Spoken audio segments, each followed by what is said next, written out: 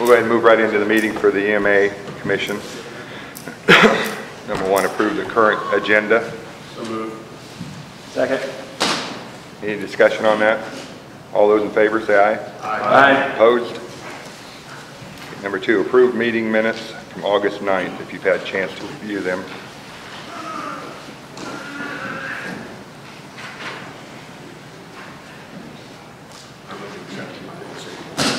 Second. Any further discussion on it?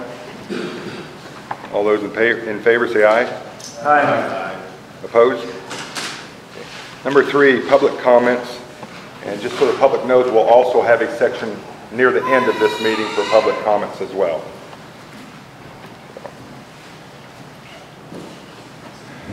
I assume you want them up there? Yeah, that's one.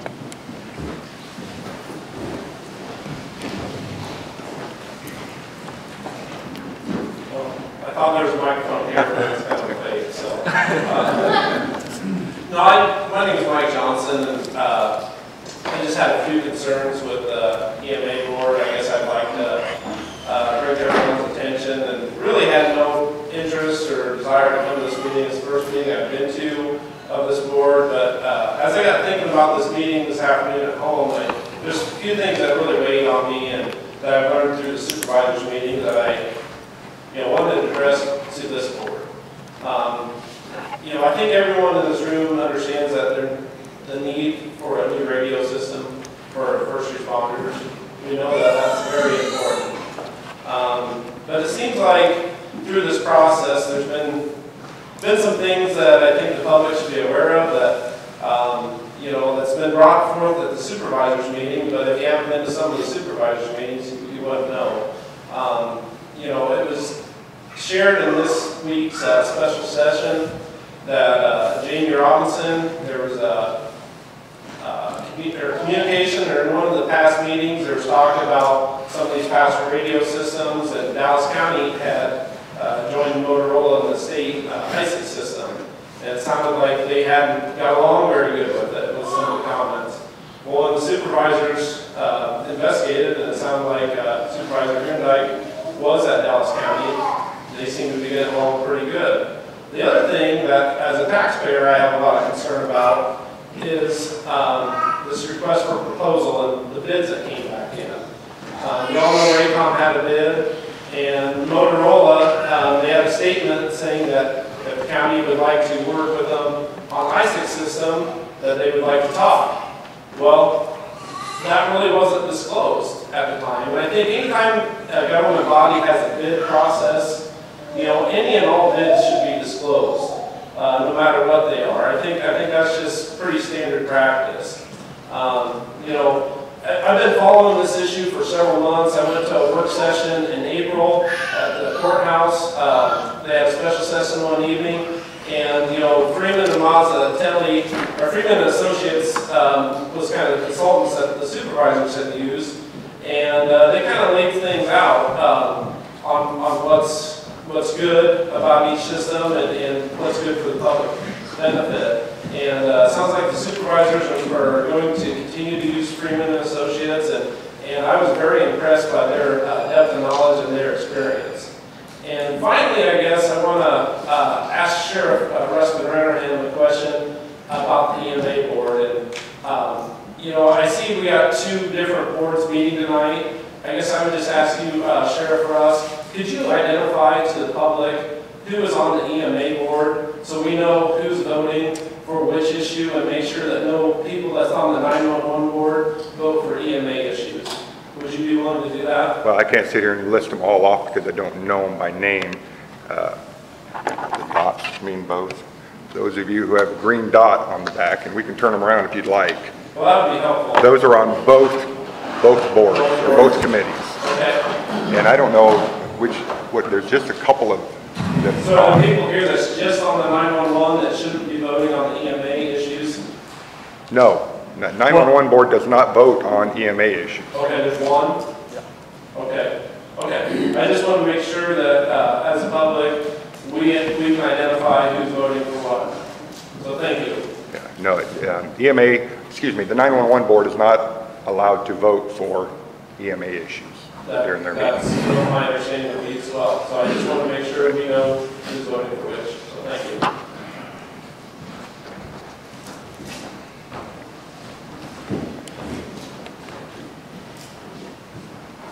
Any other public comments at this time?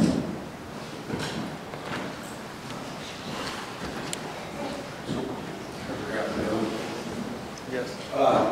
Good evening, Mark Neff, our Chief City Office. Just a counterpoint, a couple things here. I spoke with 3 fire chiefs out of Dallas County today, and the ISIC system was put together in Dallas County. It was built out as a piece system. During that process, none of the fire departments were brought into the fray in this, and which is different than what we're doing here in Mahaska County. We're trying to get everything to work together for all the emergency first responders. They are in the process right now in Dallas County of building multiple towers, which has been a point of contention here since we started listening about this. Both Freeman and Eller was the consultants that were hired by Mahaska County EMA. Both concurred that we need multiple tower sites within the county to make the system work. So I just want to clarify that. Dallas County, it's working on the mobile side of it, which is what the state system is built for. However, it's not working on the point side of it.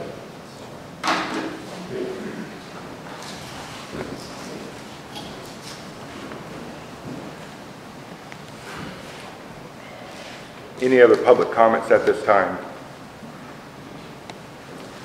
If not, we'll proceed, and like I said earlier, near the end of the meeting, we'll have another public comment section. Number 4, we have employee review. This was requested to be on the agenda by Supervisor Grunendijk. Before we begin, it's Jamie, it's your choice whether you have an open or a closed session. Which do you prefer? Open. Okay. Supervisor Grunendijk provided me a list of concerns that he had. Mark, do you just want me to read this first and then go through them one at a time? Yeah, that's fine. Okay. The concerns from Supervisor Grunendijk, number 1, ignoring, and I'm assuming these are Jamie Robinson, ignoring Motorola contacts for months. Number 2, state people had to come to a supervisor's meeting to correct what was said by Mr. Robinson. Number 3, Raycom denies being the source of Mr. Robinson's email about Dallas County. It should be noted that he never contacted Dallas County. And number 4, informing us. Mark, does us refer to the Board of Supervisors or EMA? Or both? I would say right both. Okay. Informing us, Board of Supervisors and EMA Commission, that Raycom responded to the RFP, but not informing us about Motorola's response. Those are Supervisor Grunendijk's concerns. I don't know how you want to do this, Mark. If you want to address individually, give Jamie an opportunity to explain or discuss them, or how you want to do this. Well, I just made the comment down below. It's my concern because we only know these things because other people have come forward to tell us. My concern is what do we not know? Help everybody make a good decision. Is this the way the commission delegates to the management coordinator the authority to fulfill the commission's duties according to the Department of Administrative Rules in Section 605, 7.43 D, E, and H? And considering everything that's going on with the litigation, I just want to put it there to cover is this things we should be involved with anyway. So You're asking if does the commission feel that Jamie should be involved in these? well, we got a conflict of interest differently between the supervisors and me, so I'm just trying to say that I'm not saying the commission should be even involved with it to begin with. Okay. Jamie, do you want to respond to the 4 concerns or to the matter before us? Yeah, so I know Mr. Grunendijk has brought up the Motorola, tried contacting me. They came to the county. I think you made the comment that Ken Rosenboom said, who does Motorola have to talk to get into the county? At that time, we weren't anywhere near doing a radio. We were just kind of basically talking about the system at that point. I had no radio needs. I was actually around that time, I even want to say a little bit after, I was actually the Region 5 Interoperability Board Chairman. So I served on the ISIX board for a short period of time. I actually stepped down from that role just because there wasn't a lot going on and I was having problems getting involvement of other coordinators and responders in Southeast Iowa. So that board was for all of Southeast Iowa, and I was voted on by a group of people to represent Southeast Iowa on the Interoperability Board. So I don't know that I've ever ignored Motorola when we were really needing something. When we talked about putting in multi-band radios as demos, we sent that out for bid. Raycom was actually the lower bidder on that, but we went and talked to Motorola and Raycom. They both agreed to lend us a radio, and we installed those in 2 different deputies' vehicles and let them use it. So again, at the point, back when, and I believe Sheriff DeGeest was around at the time because he even came to me and said, hey, Motorola wants to talk to you, and it's like, we're not buying anything. I don't know what we need to talk about. I kind of do that with a lot of salespeople that come to my office. The state people had to come to the supervisor's meeting to correct what was said. I mean, that's kind of vague. I'm not really sure. Could you elaborate on that, Mr. Grunberg? Mr. Lampy and I remember 2 of the associates came down after we spoke at the supervisor meeting. They seen the newspaper or video and they went to preference to take out their state and take out their system. So and they came down and made some mistakes. Stated inaccurate. Okay. I'm not specifically sure on that one. Raycom denied the source of my Dallas County. So Raycom actually presented that at one of our communications committees about them having to build out. I've also talked to Dallas County individuals. Matter of fact, last week I was at a conference and a member of Dallas County was there. He was standing right next to someone on another network. I won't even say the name, on another network. And they were kind of giggling back and forth because the other network could connect and the Dallas County one could not. So again, that was shared in a meeting that we had when we started reviewing all this stuff. I know Mr. Gronendijk had pointed out the email at the last Board of Supervisors meeting. In the email, I even say, do not quote me. I even asked if their system was, or if they did not have to build more towers, which was never replied to. And I even put in the email that it even said it was brought up in a communications committee meeting that we had. So I did get that information from them and some other sources. So on the phone call, Mr. Miller was inaccurate when he said he was not going to stand behind that statement. I don't actually talk to Mr. Miller on a regular basis. I think maybe we've had two conversations in all my years in public service. I don't normally call him. I usually call our local guys. I don't usually go right to the president unless I've had issues, which I have had in the past, and I have brought those to his attention. Raycom responding to the RFP but not informing us about Motorola's response. So it's my understanding that this is a process. This process entails sending out a request for proposals. We then get bids back. Motorola did not bid. I did talk to our legal. When I first met with them, I just brought it up briefly. They said no bid is bid. I was asked by Mr. Wanders in a meeting if we got a bid. I said no. I know at the next meeting he was very frustrated with me, saying that I misled him. And because I had this letter that I knew about it. And if I may real quickly, I'd like to read the letter to the group. Thank you for the opportunity to bid. Respectfully, Motorola Solutions will not be submitting a bid. Motorola requests to work with the county to use the Iowa statewide interoperability communication system to provide the radios and coverage requested in the RFP via negotiation of the statewide contract used for ISIX for comparison to other system bid pricing. Following that meeting on September 17th, And I even said, I will reach out. And I believe that was what Mr. Wander's concern was, because I said I was going to reach out, but he felt that I already knew. Following that, I have an email dated September 17th at 10:04 a.m. So I left the supervisors meeting and I went right back to my office. And I emailed both Ann Roth and Dan Pohl. Greetings, since both of you attended the pre-proposal meeting in Mahaska County back in June, I thought I would reach out and see if you could tell me why Motorola decided not to bid on the county-wide system in Mahaska County. Any information you could provide would be great. Mr. Pohl replied to me at 1:30 that day, said, we received your request and will provide you with a formal response by the end of the week. I never received that response. I made several phone calls to his office, got his voicemail, left a message. I actually recorded all my voicemails. If anybody would like them, I'll gladly share them. On September 24th, I replied or sent another one to Mr. Pohl and Ms. Roth. Just wanted to follow up on this. Still nothing. September 27th, Mr. Pohl, I hate to keep bothering you, but we'd really like to hear from Motorola. I've left a few messages and sent a few emails. Could you please let me know either way if you plan on addressing this? Again, I never heard anything from Motorola. So to say that I knew or I misled, they did not submit a bid, and that's exactly what I said.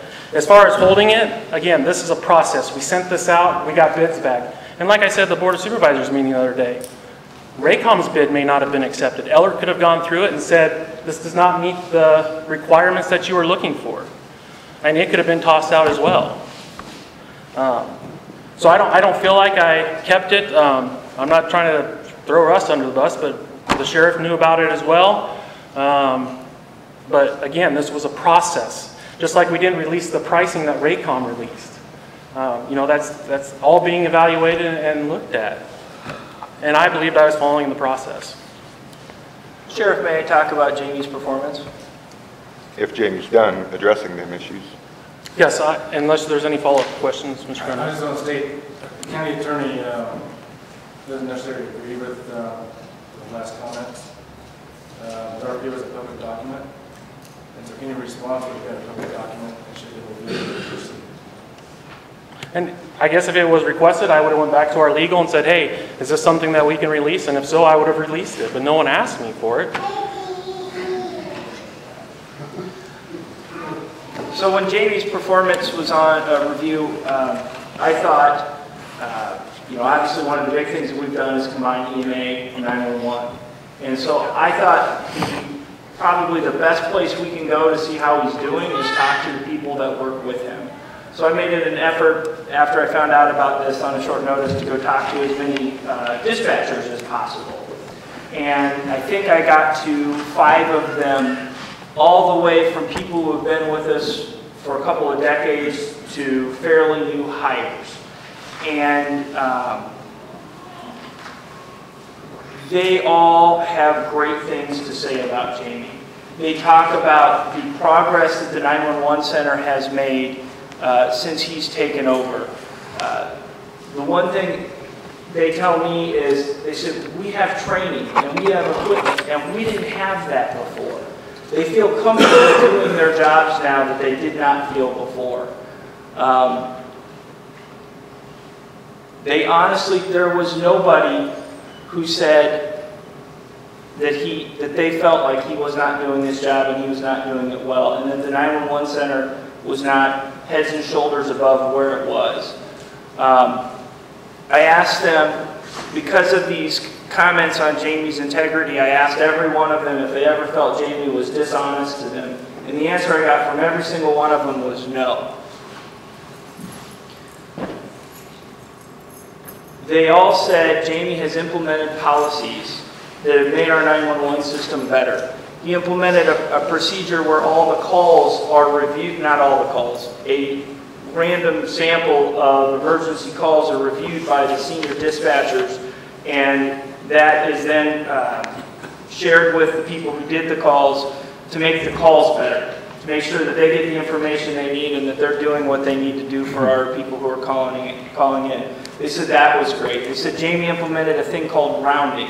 I don't know why you came up with that name. But at the hospital. Okay, but basically, I think it's a couple times a year they have a session where the line people can go to their superiors and say, here's the things we like, here's things we don't like, here's what we think we can do better, here's what we think can do worse. And they all feel comfortable with that system, and they all think it's made the 911 system better. I got 2 complaints about Jamie. The first is he works shifts, so nobody works overtime. And the complaint was our staff likes to work overtime because they get paid more money. But Jamie's the one taking those shifts so that the county isn't paying the overtime because he's on salary. Whether he works 10 hours a week or 70 hours a week, he gets paid the same thing. The other complaint that people had about Jamie was they felt that he tried to do too much because he wanted to make sure that everything was done right. They thought that maybe you could delegate a little bit more. Because he tries to do everything, because he wants everything to be right. There's not one person I talked to that thought the 911 center was worse. They all thought it was better. Some of them weren't here before Jamie took over. But to me, those are the people that he's working with every day. Those are the people whose opinions I value on his performance, and they all had great things to say about him. So that's what I found. And so I'd like to just let you guys know that. I would like to make a couple of comments as I could. I haven't interviewed anybody. I work with Jamie every day. I work with his staff every day. First thing I want to make it very clear, Mr. Grunendijk, you made a comment in the special meeting the other day, and you made it directly to me, that I had commented to you that I wouldn't, when I took office, I wouldn't buck Jamie Robinson because of everything he does for the sheriff's office. I don't remember that, but I'm not denying making that statement. Why would I buck anybody who does an excellent job? Okay, now having said that, I'll also be the first to tell you, Jamie and I've known him for years and years and years, our only relationship is professional. We do not hang out together off duty. I don't go to his house to supper, he don't come to my house. We have never participated in anything together off duty. On the EMA side, I'll stand behind him 100% now because of what he goes above and beyond what he has to do as our coordinator, as our director, to help the sheriff's office. I ain't going to speak on behalf of the police chief, the fire chief, the ambulance people. They can speak for themselves. If I did make the statement that I'm not going to buck Jamie, it doesn't sound like a statement I would make. I'm sure I did make a statement in support of him. I stand behind that statement to this day. Regarding what Dustin said about one of the employees' complaints was he takes on too much, he doesn't delegate. As chairman, and you're aware of this, Mr. Grunendijk, because I discussed the matter with you at the time, he did. He absolutely did take on too much in 2017. And when I addressed it with him, he has since started delegating other duties out.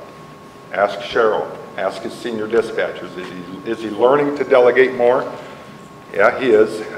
Did he give up one of his part-time jobs so that he could do a better job? Yes, he does. Okay, so that's my spiel. So. Can I say to the chairman, if I may? Yes, Tom. Back to this, we're calling it the process on the radio bids. Am I mistaken? But what I think I know, we haven't had a meeting. We didn't have a meeting in September.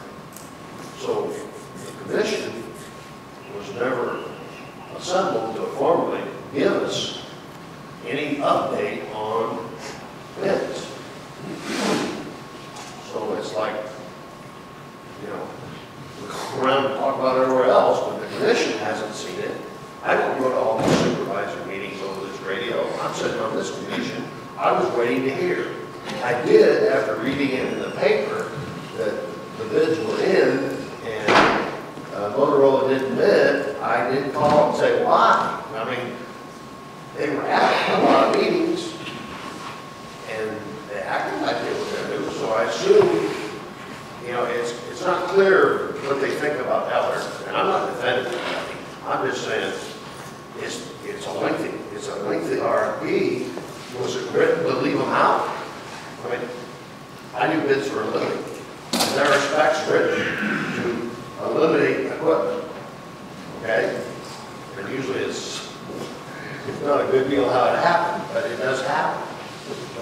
you know, I thought, in listening to the people on the Motorola side, and the whole commission, you guys speak up, we all said, we aren't against anything.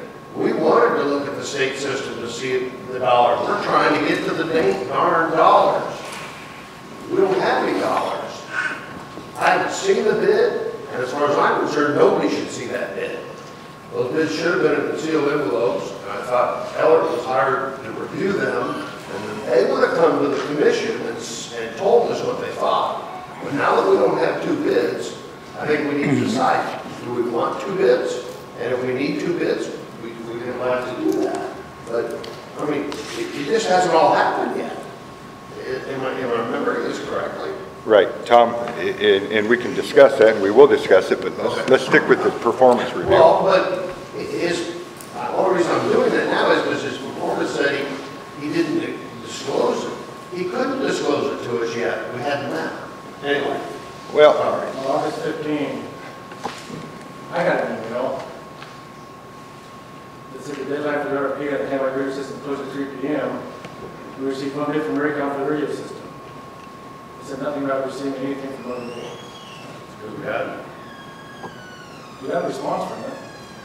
August 15th. When did that response come in? It was August 15th, but it said that we are not submitting a bid, that we'd like to work on the side. If you're looking for bids, then you can have a bid.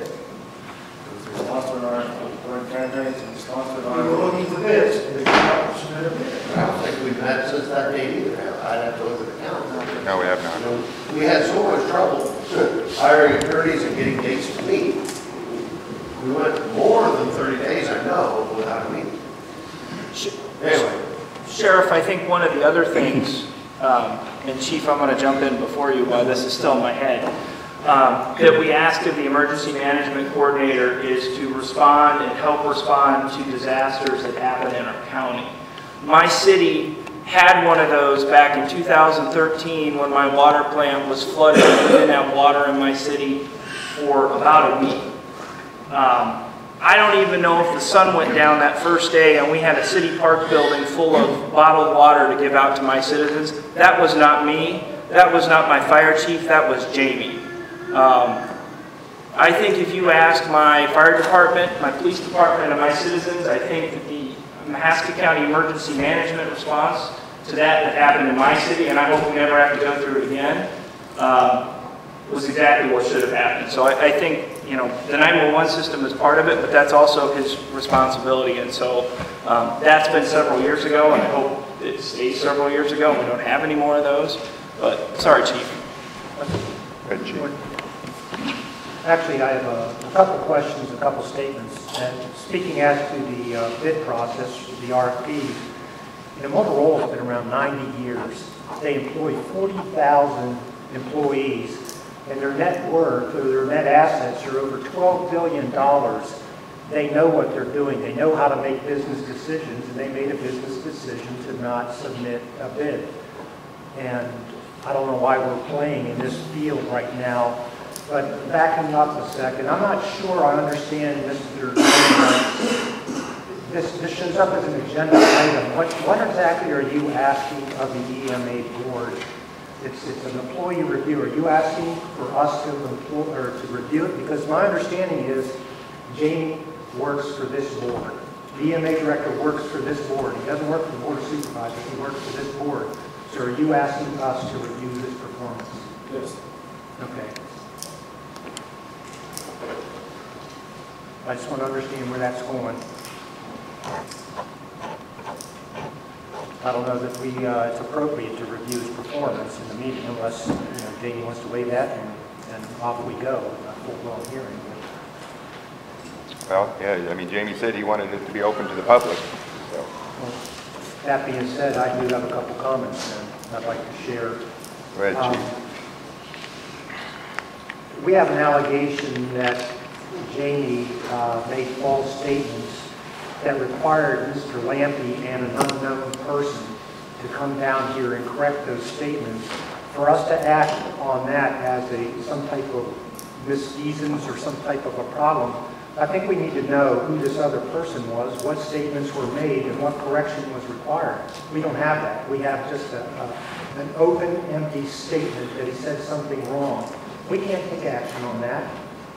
There's no way we could take action on that. As to Mr. Miller saying that there is no such email, is he speaking on behalf of every employee at Raycom? Or is it just for himself? That seems to be a little bit vague as well. Mr. Miller was at the communications committee meeting that Jamie's speaking about. I spoke to Mr. Miller on the phone in the morning. We discussed that email, and he said he would not stand behind that email. That doesn't mean it didn't happen, he just won't stand behind it. He said he did not make those statements. Okay. As to my experience, just, you know, you can't see my name, but I'm Robert Lipinski, I'm the Chief of Police of the Pella Police Department. We have a PSAP, our Public Safety Answering Point. We run a communication center at the in the Pella Police Department. We, part of our response district, in fact, is in Mahaska County. It constitutes perhaps just a little bit less than 1/8 of Mahaska County. And that's for fire and EMS. And a little bit of our community is, in fact, in Mahaska County, right near Vermeer facility. I've had the occasion, 6.5 years, to be Chief of Police in Pella. I've had the occasion to work with Jamie and members of his PSAP. And I can say this, I've not had a bad experience, not one. As a matter of fact, the work that I see coming out of the Mahaska County Public Safety Answering Point and that communication center is nothing short of remarkable. They have great talent, they're well-schooled, great equipment, to the point where I find myself in Pella following Jamie's lead many times. He's ahead of the scale, he's ahead of the curve, I should say, and it's just not between Mahaska and Marion County. This is statewide. He's a leader within the state, he's recognized as such. So I just wanted to share those observations as well. I will add that this did take place at supervisor meeting. I will add, I believe, Sheriff Mannerham and Jimmy Robinson was present when the statement came down to correct the statements. I was present for what? Mr. Lampy and Chris Meyer, I think the third person, the third person.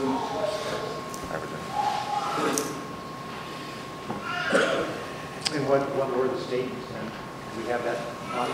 It's on record. It's last May or June.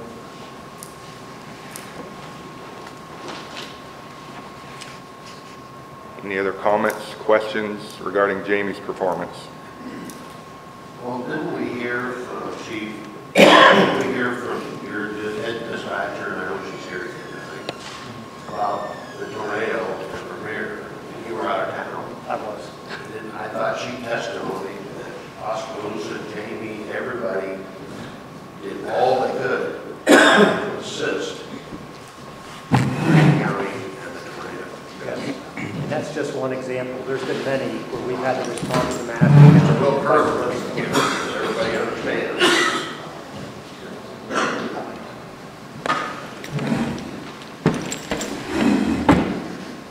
And I do want to throw one more thing out. We're in the same process that Mahaska County is. We're exploring what system we're going to use under interoperability. Will it be the Sarah network, which is a Harris product, which is Raycom, or will it be the state system under the Motorola's LMR? We don't know yet. We haven't made that decision.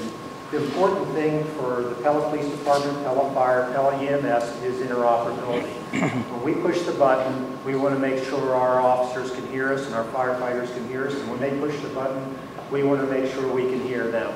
I can't emphasize how important safety is, and that's what we're drilling down on. And I haven't seen anything different here in Mahaska County from Jamie Robinson. Safe public safety and the safety of our public servants is at the forefront. It has to be. I've been the person who's been in a situation where I've had firearms pulled on me, and I'm pushing the radio button asking for help, and nobody's hearing me. I know what that's like, and I don't wish that on anybody. You need a good communication system. It has to be built out with proper knowledge. That's why you hire consultants. There's no one person that can figure this out. You need people who are professionals in this field. You need an educated decision. It has to be well researched by industry experts. And that's the direction we're moving here.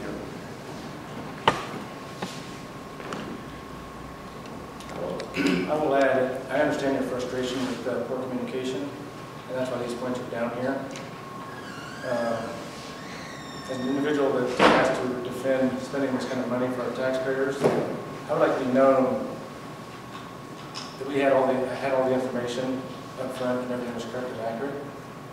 And that's what I'm more frustrated about as well. I don't believe the supervisor's been receiving that. I don't understand when you see all the information. What are you talking about? Well,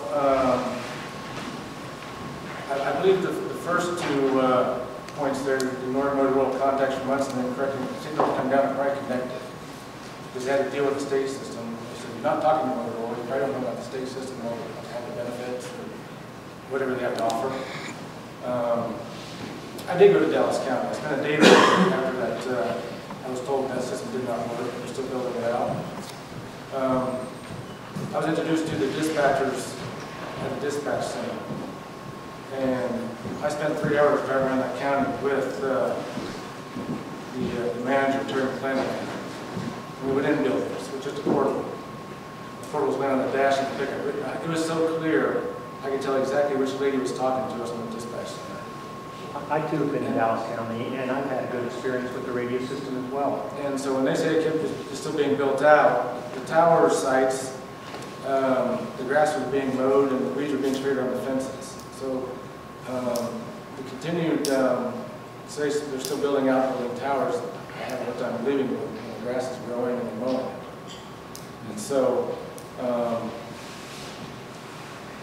I've been to Dallas County. I've had the same experience you have. It was very good, but I think we have to understand why it's so good. Motorola has a good product. There's no denying that. So does the Harris. They're both good products. What's the best fit? What's going to work? And Dallas County has at least 6 towers. That has a lot to do with why it works so well. Those towers are about $1 million a piece. I think some of those towers are just for the paging. Okay, well, it's $1,000 per foot. So. Well, not when you deal with the paging tower, they're the small towers, 100-foot tall, 80-foot tall. Well, so I mean, that's from their communication center, from their sheriff, they told me they have 6 towers they're operating on. If I may, if you had mentioned that if I hadn't talked to Motorola, I wouldn't know about the state system. Like I'd mentioned, I actually served on the ISICS, the Regional Interoperability Communications Committee. I was the chair of that for a few months. I can't tell you how long I was on there. Like I said, we tried getting it up and going. We couldn't get interest. Wasn't a lot of stuff coming out from the state at that point. I had a lot of other projects that I was trying to work on and felt it was taking more time than I was getting back, trying to get it going. So I did step back from that. I believe Larry Smith is the chairman of that now. But I was involved very heavily when it first rolled out. Same with FirstNet. So, I mean, I did have a good understanding. And my whole thing since day one, and even going back to the Dallas County towers, it wasn't to talk bad about the state system. It was, we need to build out in Mahaska County. I've heard, we need to, don't we want to help the Highway Patrol, or don't we want to help the DOT, or, they are a priority to us in our PSAP, but Mahaska County responders is the #1 thing to me. And we need to build out our system in Mahaska County, and then whatever antenna we want to shoot, whether it's the state system or the other system, that can be decided. But I've always said from day one, you said at the supervisor special meeting, I was against Motorola. I'm not. I don't care what it says on the radio. I just want what's going to work for these people that have to stay on the ditch at 2 o'clock in the morning. Well, from the supervisor's standpoint, I'm just telling you we're done doing with some of this stuff. We've got commitments from both vendors from the November 1 deadline. Submitted an offer. Under what are the parameters? The same RFP the EMA sent out. So why is Motorola going to respond to you when they didn't respond to us for the same RFP? I'm going to misogyny. I'm just waiting to ask the question because I'm waiting for his review to be over. But I've got some notes here. I'm ready to go. I would like, if it's at all possible. I'm not smiling at all. Okay, let's stay on track here. We're going to do complete Jamie's performance review, and then we'll move on through the agenda. Anybody else have any questions or comments regarding Jamie's performance? In 2017 and 18, what did we budget for attorney fees?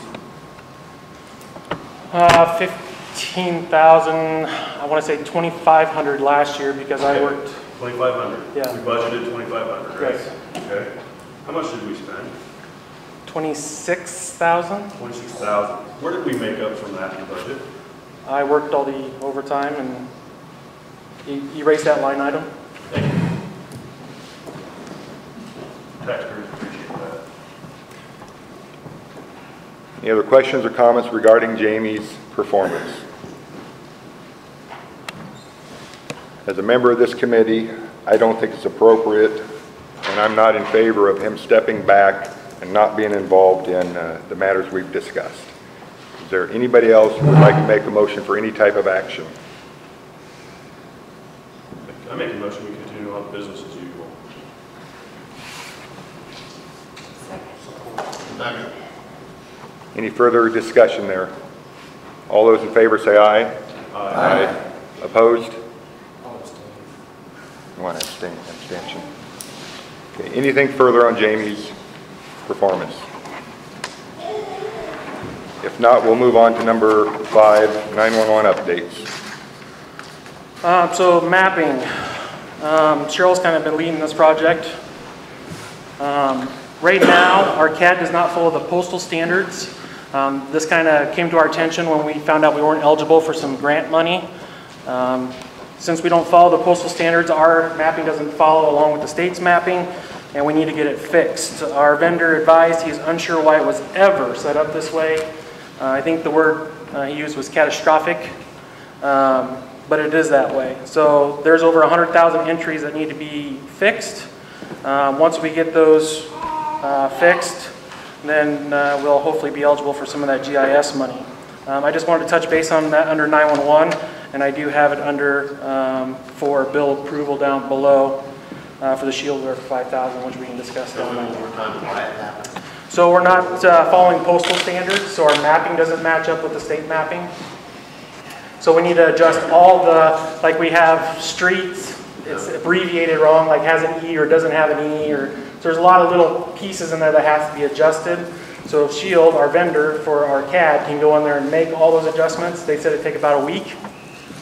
And what he said was that they would build it behind the scenes, so we can continue to operate. We've opted to wait until the first of the year so that we can continue to operate the way that we are right now. But the mapping for the 911, when the 911 calls come in, the phone is in the postal regulation addressing. So therefore, when it hits the map, it doesn't go to the right locations. Sometimes it goes there, sometimes it doesn't. That's why we're having issues with 911 calls not mapping on the map. So in order to fix that, we need to go in and just rebuild our CAD system to match what is on the GeoCom mapping, as well as, if you've noticed on the Deacon Snyder, all of that's been updated as well to match the postal regulations. Way over my pay grade. Is it human error or is it software? it's my understanding it was human from back in the day when it was set up by previous. It was set up incorrectly. They're not sure why it was set up that way, and we are going to fix it and move forward.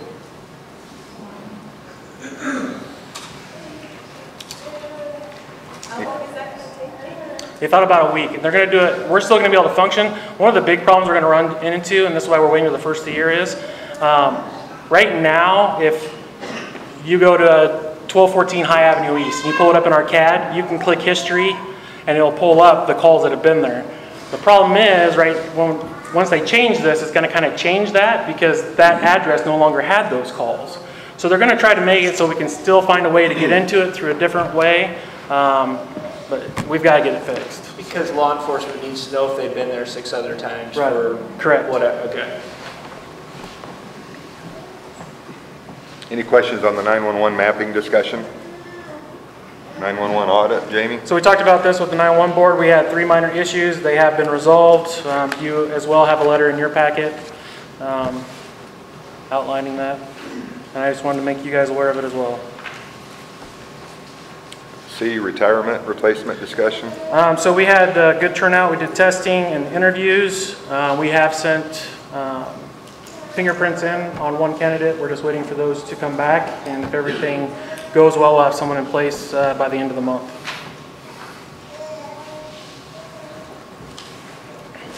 D, dispatcher recognition. I wanted to point out in your packet, and, oh, she is back there. If Janelle wanted to stand up for me, just so everybody can see you. I'll put you on the spot. So in your packet, Janelle was a dispatcher on duty when we had an unresponsive patient come in. She provided CPR instructions until our officers could get there. Our officers took over until our EMS crews can get there. So the city of Oskaloosa did a very nice job. They sent it in to American Heart, and the city presented them, and I just wanted the commission to be aware of it as well. So our EMD is paying off.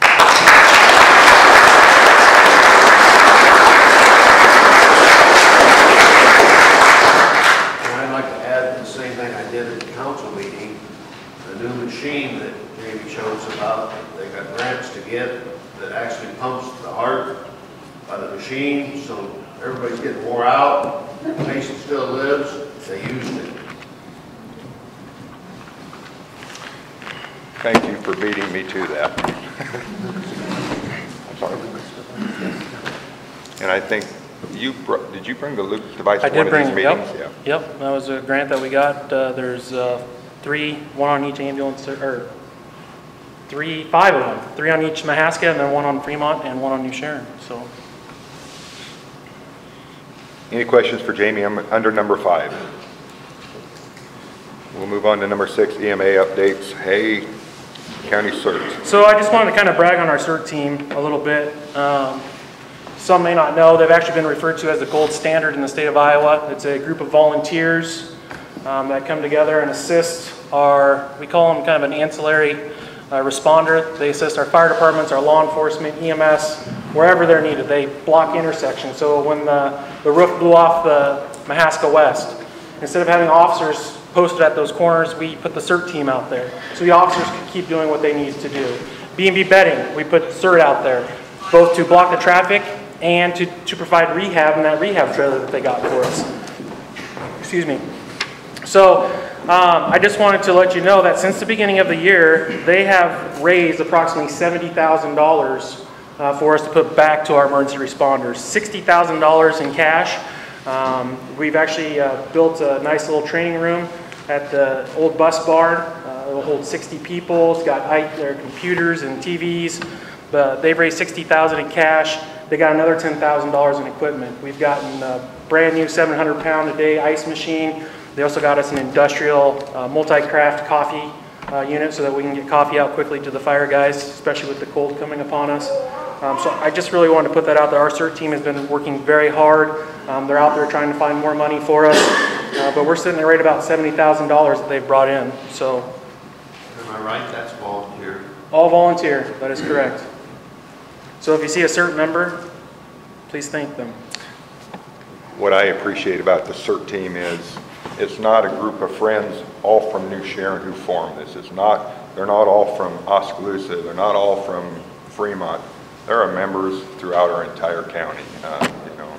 John, you have a former council person who's on there. There's people from Rose Hill. There's people from Oskaloosa. I like that the county is well represented on that CERT team. What does that stand for? Community Emergency Response Team. So yeah, they have to go through training. Matter of fact, Pella Christians asked us to do that training again for their Wintrum.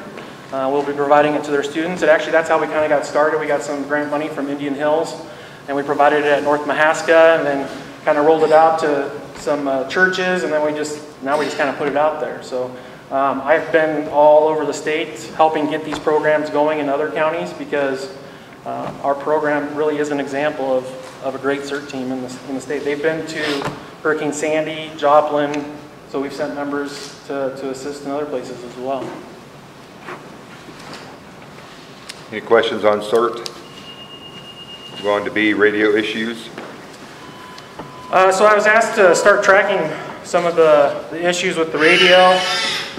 In your packet, my staff has been kind of keeping track of it.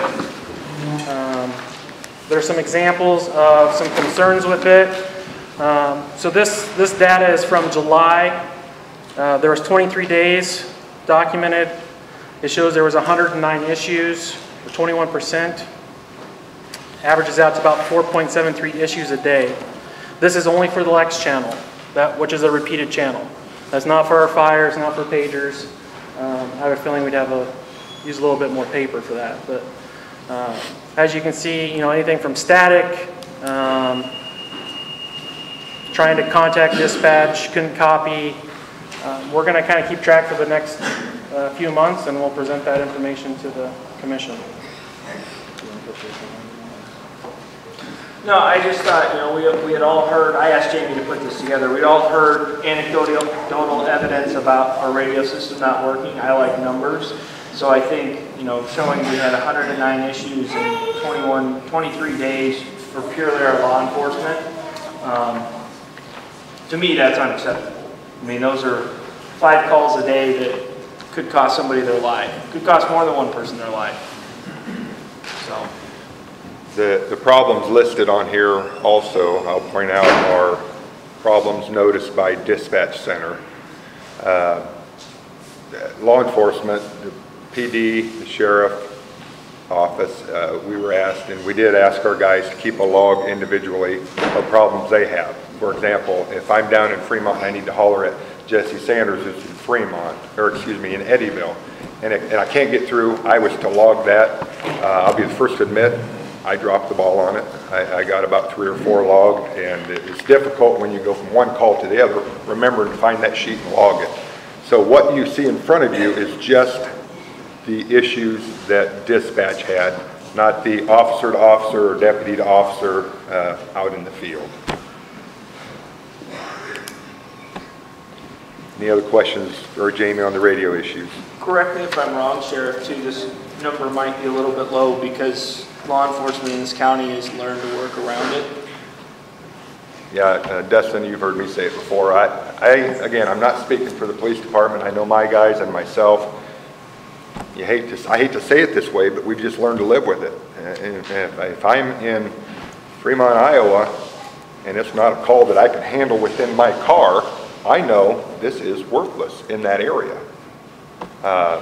You just learn the areas of your jurisdiction that there's no sense trying to talk on it because we know it's not going to get through. So.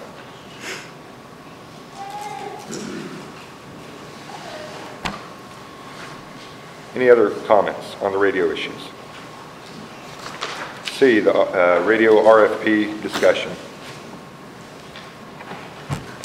So we were going to kind of roll things out tonight, but the Board of Supervisors have moved forward with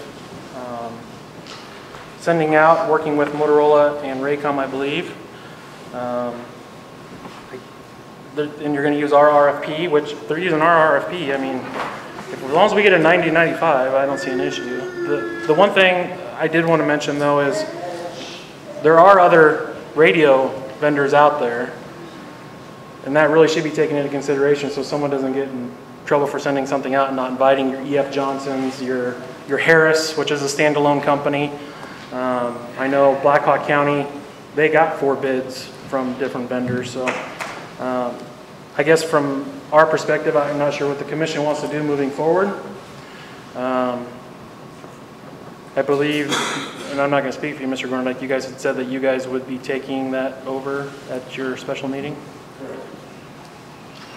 Are you using the same RFP work? I thought you had hired another company to rewrite it. I must have read that paper. I thought it was wrong. It's the same document. Well, I'm just curious, will they break it down, then will we get to score it? Will the supervisors score it? I mean, because that's kind of what Ellert would do, was give it to us, the breakdown, and we would score it. Is there going to be a scoring? Do you know? It's planned right now that we're going to receive the bid by November 1. Previous meetings, I was going to have been said public to have Ray Freeman first contact and send the bids to him. After speaking with the county attorney today, he suggested they come to our auditor. And they're actually open in public and hand delivered to Freeman Mazzatello to review, make sure they meet qualifications. But So you're going to have Freeman and Associates, any bid they receive, and we're assuming Motorola and Raycom will submit bids to the Board of Supervisors. You're going to have, I've got the from both of those to submit bids. okay, so you're going to have Freeman and Associates evaluate their responses to Ellert and Associates RFP. Correct. If the RFP from Ellert's was not good enough for Motorola to submit a bid to this commission for, why is it okay, why is it good enough for them to submit a bid to the Board of Supervisors? I think we discussed at the supervisor meeting that they're 0 for 5 at Ellert. Ellert has never submitted, given them an offer in the state of Iowa. And so they're no longer doing business with them.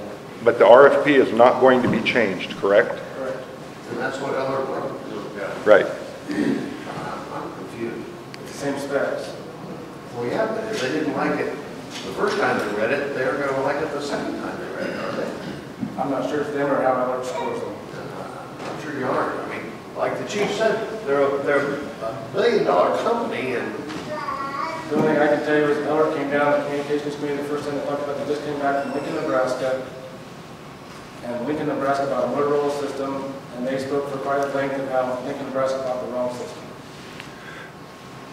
Mr. Grunendijk, had this commission received a response to the RFP from Raycom, from Tate, from Harris, and one from Johnson Controls from Ohio, and Motorola refused to submit a bid like they did, would you and the board still be pursuing this the way you are now? Probably not. Okay. At any point, and I apologize to you ahead of time, I'm not trying to put you on the spot here, Mr. Grunendijk. Has anybody from the Board of Supervisors, their legal counsel, or any representative of the Board of Supervisors, were they ever in contact with Motorola during the time frame from when we released the RFP to the August 15th date deadline? Not that you believe so? I do not believe so, no. Okay. When did the supervisors contact Motorola? I contacted them after.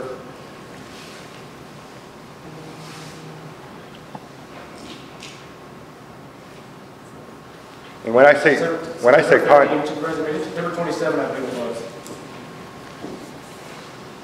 And when I say contact, I'm talking emails, phone calls, letters, legal contact, none that you're aware of. Okay. because that's what we were warned about on the first attorney, how we did his name. He said, you can't do that. You can't open that up and have it public when you're doing a bid process. He said, you'll get sued, and that's all we need, another lawsuit. Well, you're going to find out. Charlie Comfort, Freedom of Information, I got my email, so you'll know in here in a few days. Who would like to contact me what I was doing? if the supervisors, Mark, go forward with this, and I'm not agreeing that the supervisors can or should, the one good thing about the EMA, well, many good things about the EMA Commission is we all represent different entities. I represent the city of New Sharon. We have a fire department, we have an ambulance service, we have a police department. Tom represents the city of Oskaloosa. They have an ambulance, or they have a fire and a police. And is the supervisors committed to actually speaking with the people who use this system when they determine what's appropriate and not? I talked to Attorney Palmer today about having a work session if we're going to have 3 or 4 hours, whatever is necessary in a public meeting to address all these issues with Freeman and Mazzatello. Are you going to work with the individual entities that use this? We don't have that many. We have the Oski PD and Fire, the Mahaska County Ambulance, the DNR, the Sheriff, the New Sharon PD Fire and Ambulance, and the Cedar Fire, I think that's 8. Barn City, and then Pella. Sorry, Chief. But my question is, those are the people that use this radio system. I don't know anything about radio system, and I would challenge anybody around this table, except for maybe 3 of the people sitting here, that knows anything about radio systems. So if the supervisors do this, I think it's an absolute necessity that you talk to those people and get their input on what is necessary for them to do their job. I agree with you. I do not know enough about radios. That's why I'm suggesting a work session with Mahaska and Freeman. So all the entities have an opportunity to discuss with them. They know radios. They can address all the specific issues everybody's looking at. They can have the conversations that are necessary to make a recommendation which way we move forward. Would that change the RFP then? Does that change the RFP? Yeah. It would, wouldn't it? We're not part of the RFP. We're using the RFP for the specifications. But That's what it is. Right? But the bid is not based off the RFP. The Motorola is bidding off of previous contracts, and so is Motorola. I misunderstood. I thought you were giving them the RFP. It's I said they're going to read it's it supposed to be twice. the same specs. But it's not the same spec. Dallas County is not going to be the same as Mahaska County. That's why we had the RFP drafted to Mahaska County. I did not say we're saying. Okay, excuse me. It was an example. Another Dallas County, Wapello County, Keokuk County. They're going to have a different RFP than Mahaska County. It was put together by a committee of your peers that know what they're talking about, with the consultants that you approved and hired. So, Okay, so if they're supposed to meet the specs that the EMA sent out, mm-hmm. I'm missing something. Why would that, are you saying Mahaska and Freeman are not able to make sure they meet those specs? But you said you were going to send the RFP. They were going to bid off of previous contracts. That's right, for the pricing. You're still got to meet the specs that's in the RFP. Okay. Chief? I just want to make sure I understand this. The new due date is what for the November 1. November 1? Okay, look, under the same specs. The Raycom's already submitted a bid. Is that, and I think I heard earlier, it's not public documented. Is it out there as a public document? Has anybody requested it? It's still secured, no. It's secured right Yes. now. Okay. Will there be a freedom of information request for that since it is a public document? And what I'm getting at is I'm not so sure this passes the smell test if it does get out there. Everybody else that competes now knows what Raycom's bid is. Number 2 is the Board of Supervisors, I guess the Board of Supervisors contacted Motorola, from my understanding. Did you contact Tate Engineering and request a bid? No. You did not. Electronic Engineering? No. Johnson Controls? Nope. Motorola, is that the only? Motorola and Raycom.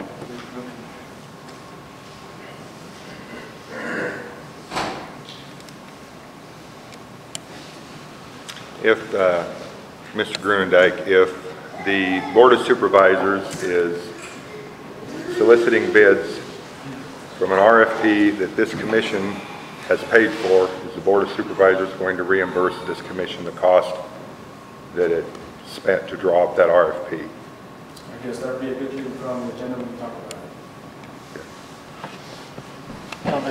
Can I ask a question? Go ahead. Just curious. So I talked with Ellert, of course, when supervisors moved forward with it, just to let them know what was going on. And they did send a letter to the Board of Supervisors, which I shared with all of you. One of the things they had, of course, recommended, and I had brought it up supervisors meeting, was we just throw it all out, start over. But if you're going to use the same RFP, same standards, I would assume, and I haven't talked to the president, I would assume it would be the same bid that they supplied us. We've already paid, or we haven't finished paying yet, but we have a contract with Ellert for $23,500, or that's what we have remaining. Would it be possible that when you open those bids in public, that we could take a copy of the Motorola bid and give it to our consultants, and they too, Mazzatalo can do theirs? I mean, we've already had 2 consultants look at the RFP. Why not have 2 consultants look at the proposal? We're already locked in a contract with them. And have them come back again. And I shared some information with the commission as far as Ellert does not make a recommendation. They provide the breakdown saying if it is going to work or not going to work. And then we score it. And then whatever group is decided, we thought the communications committee would kind of make that recommendation. I guess my question is, can Ellert have a copy of the Motorola bid once you can still work with Ray? I mean, I don't see a problem with that. We're just have to, I mean, we're already paying for it, so why not have the other consultant look at it as well? I'm not really the guy who's in that. I'll talk to attorneys. Okay. I'm just gonna throw this out, I'm not sure how it, in the construction world it is, and I know at the city level, we get bids. And if we don't get as many bids as we want, we have a choice. You can accept low bid, or you can throw them all out and start over. And where I'm worried about, and this, what was that first attorney's name? Anyway, so, this bid is in the hands of a third party. And if that third party's not going to be in charge, Raycom's going to sue somebody. I think that we either got to vote to throw it out or accept it, and I'm not promoting accepting it because this is such a mess. That bid is not, no one has seen that bid. I haven't seen the bid. Yeah, but Ellert's got it. Jamie provided it to Ellert's because they were consulting. But Sheriff, that's what I'm worried about. If they aren't involved anymore, they could be the, just hypothetically, they could be the lead. Until an injunction is issued by the court or this commission votes to no longer be involved in this process, we're still involved in it. Contract, so that's what I'm saying. So the commission needs to vote, either we're accepting it or throwing it out. But we can't do that, and you correct me if I'm wrong, Jamie, until we hear if Raycom, through their proposal, met the specs of our RFP. Well, I didn't and that's why accept the amount. I mean to accept it. they don't just look at it and say, well, yep, here's the monetary amount. They say, you know, did they meet this percentage, and that's why Ellert is not here tonight. They have not completed their evaluation of Raycom's proposal. No, they completed it. We just put it off hold because of the... Oh. Just so this entire commission is aware of this, yesterday our attorney was contacted regarding this very topic here. Under C, radio RFP discussion / action, and legal action was threatened if this committee takes action tonight on this one item. Just so they're aware of that. Our attorney, Mike Mahaffey, was contacted when this agenda went out.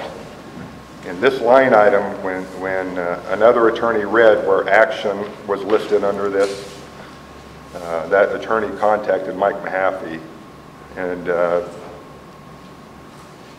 threatened legal action if we take action tonight. I don't tell you that to just discourage anybody from making a motion. I tell you that so you're aware of it. Wouldn't that go both ways though? Until this is settled, wouldn't that basically put the whole thing at a standstill from their side or this side? Well, my take on that, John, is we don't control the Board of Supervisors, and the Board of Supervisors don't control this commission. But exactly. Yeah, but if anybody can threaten to sue anybody. right, but if we are not allowed to proceed with the project because they don't agree with it, why are they proceeding and they've got this November 1 deadline to accept the bids? If the project is still, we don't know who's going to be in charge of it. You want to respond to that, Mark? I can't answer John's question for him.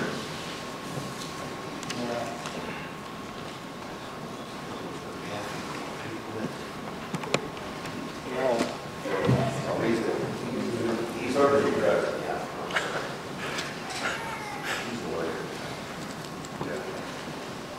I did not bring the letter with me, but it's in the Iowa code. It's clearly a city and county essential function. So that legislature clearly gave the cities and counties authority to do it. That's the same fight we've been arguing for the past 6 years now. I think the practical answer is we can't do anything with it tonight because We need to move and we take the legal advice or just table. Move on. Well, I mean, Eller hasn't scored it, but if, It's just right now. yeah.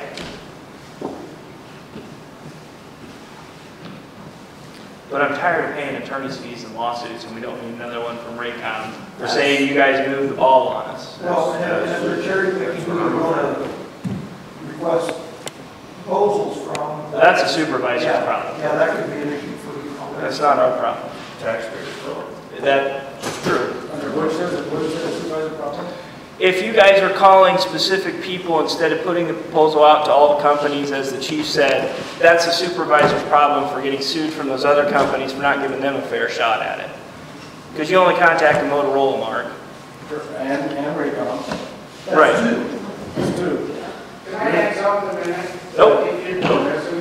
Reason why. No, Steve, if you would, make yourself a note, and we'll talk about it in the public. I think we need a lot of this chatter around it.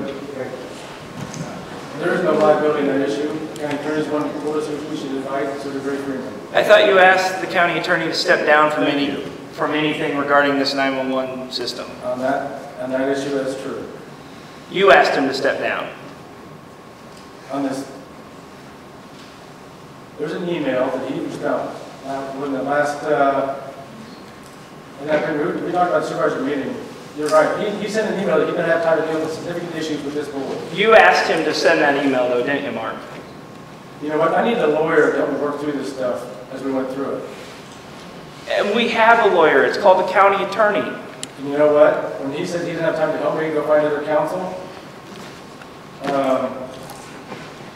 what's interesting to me is I was a new guy on the block, and nobody here could explain any of it to me either. If I remember right, I asked Mr. Solomon one evening last November where the authority on this was coming from, and he got up and walked back and forth behind me, swearing underneath his breath the whole time, grabbed his coat in anger and left.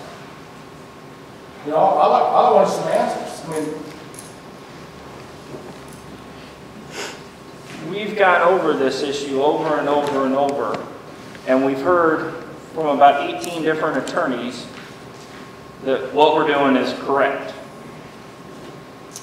And the state attorney general. And we got a letter from the state attorney general's office at the request of the county attorney.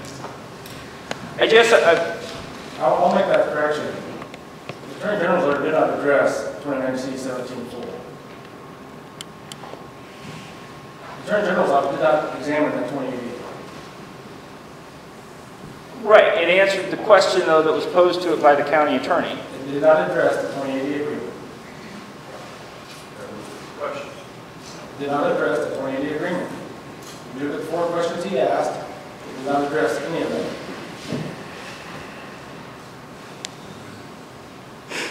It seems to me we're way off the RFP issue, We are. but I don't think we can do anything because we don't have any response from Only discussion. Eller. We can't do anything. It's discussion. But their recommendation to throw it out probably would be a wise thing to do. Let's just get to the fact, who wants a radio system? Who wants a radio system in our county? All of us. Okay, the supervisors went to work, we're promised by 2 companies to submit that by November 1. That's where it's at right now. Both companies said they will submit a bid to the county supervisor by November 1. They both said they trust Freeman, Fremont, and Mahaska to examine it. That's where we're at right now. So November 1, I expect to have 2 bids on the auditor's desk to open up November 2 to send to Freeman and Mahaska. Then why didn't you do this last year in 2017? Because I did not know anything about all this other junk we had stored to. If I understand correctly, and this has got to come into play, Mark, because you talked about it at the supervisors meeting the other day. You don't trust Ellert and Associates, correct? You know what, there's a lot of things been said. You used the Right. phrase bias. Yes, Bias. I did, yes, Do you trust Ellert and Associates? not really. Do you trust Jamie Robinson? As you noticed, I think we're missing some information. I don't know what Okay. else is not being told, but Yes or no? Well, hold on a minute, George, if you would. This is the same point I want to make in this committee meeting that I tried to make in the Board of Supervisors meeting the other day. Last year, in 2017, you and the other 2 Board of Supervisors, you and Willie and Mark Dolan. I don't remember who who asked specifically? One of them asked Jamie and myself, who do you suggest build this system, maintain this system, and own this system? And we both, during that meeting, said, we'd like to see you guys do it because it encompasses the entire county, and you represent the entire county. Shortly after that meeting is when you went to Salmons and the county attorney because you did not feel it was the Board of Supervisors' responsibility to do that. And that is what started the entire ball rolling on all this legal cost. Had you just, and I know you don't take your orders, you don't take your suggestions from us, I understand that, but had you taken our advice or our suggestion, we could be 6 or 8 months away from a completed system by now. I've said it before, I don't care who builds it. If it's this committee, we jumped into it with both feet because County Attorney and Carl Salmons felt it was EMA's responsibility. And now you guys want the responsibility back. You didn't answer me the other day in the Board Supervisor meeting. Why didn't you want the responsibility then and you want it now? Is it because you don't trust Ellers, or you don't trust Jamie, or you don't trust me, or this committee?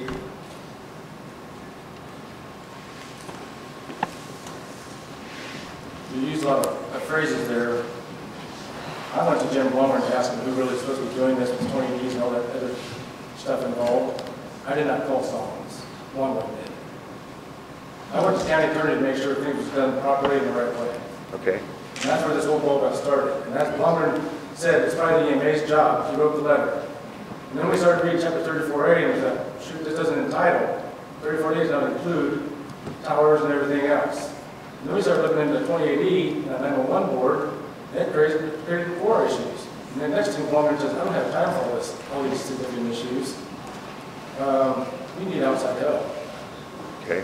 And so, did I want all this mess? No. Could I have some help in the answers of what really was all going on with all these 20Ds? Nobody even knew there was a 1990 20AD out there that formed the 911 board. So how do we have a 1990 20AD and a 2015 20AD? And the 2015 is still valid, and we say the 2015 is valid too, but they're saying two different things. And I agree with you. You and I, we ain't been to law school, so we need the attorney's help. But did it take an entire year for this research of yours to happen? Yes. Where now, it did take an entire year for you guys to determine through the law you want the responsibility back. Well, when was the injunction filed? 2 months ago? Okay. 6 weeks ago? Okay. Any other questions or comments regarding? The supervisors still got to sit down and try to work this out. I mean, that's where we're at. Right, it is disappointing when we get one bid. Yeah, I agree. You think maybe they only give us one bid because they don't want to deal with the problems that we have in the county? Probably part of it. I think if I was a contractor, I'd probably stay away from it. You know, we talk about the lawyers. We should be talking about the state first responders and their citizens. So think about it that way. They're not going to bid on it.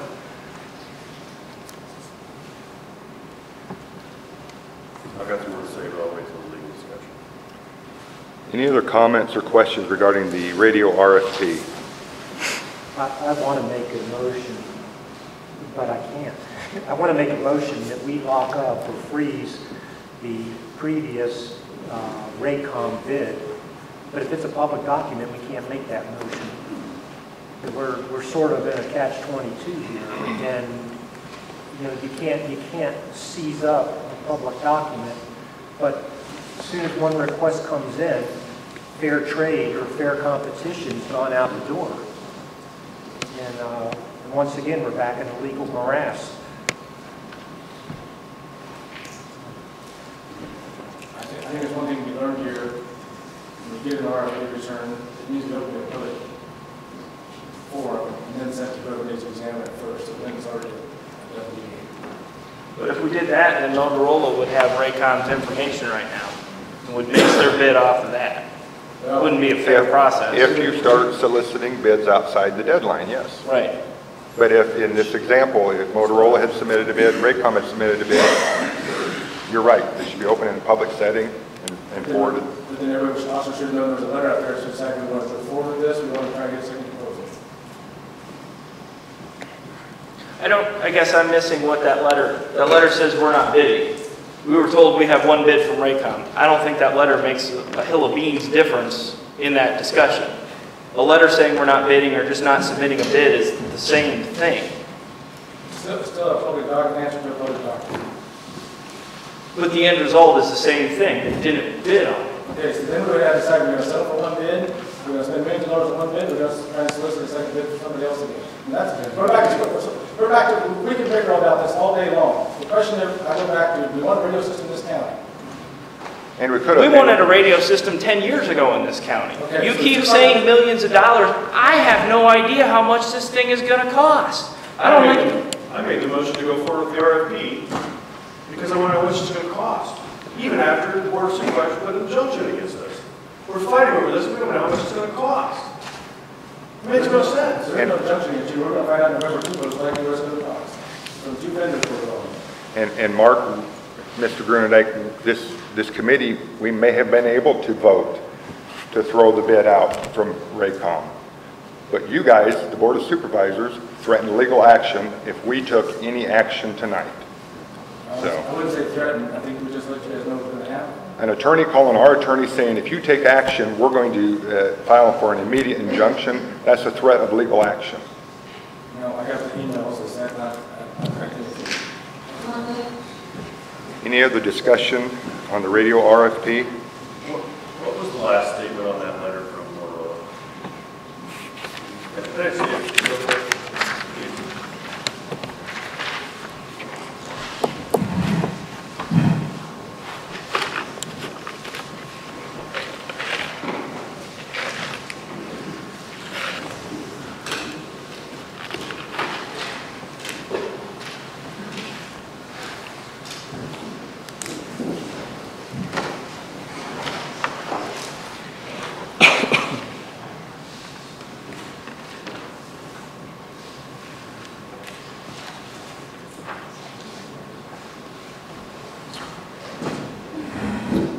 So, I'll just read this out loud. And this is the letter you're talking about. And you said that there was no contact made to Motorola, correct? Correct. Dear Mr. Robinson, thank you for the opportunity to bid. Respectfully, Motorola Solutions will not be submitting a bid.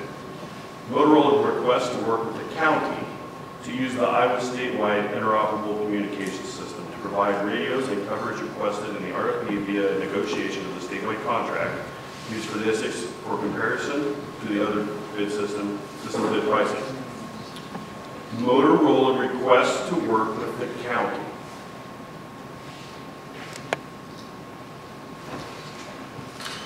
Sounds to me like they were contacted and told, don't bid on this because we're going to move forward.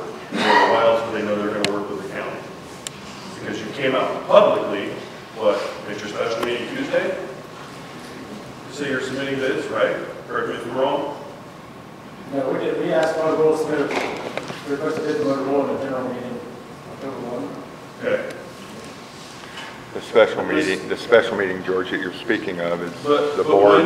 When did you request that Motorola submit a bid? October 1. This letter's dated August 15th. Correct. Motorola requests to work with the county. That's really all I got to say about that. Pretty cut and dry. You're going to find out. Charles, stream, you're going to break down all emails. Just, What's that?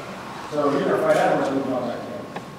What's that? You'll find out. Charles covered this freely back all my emails yesterday.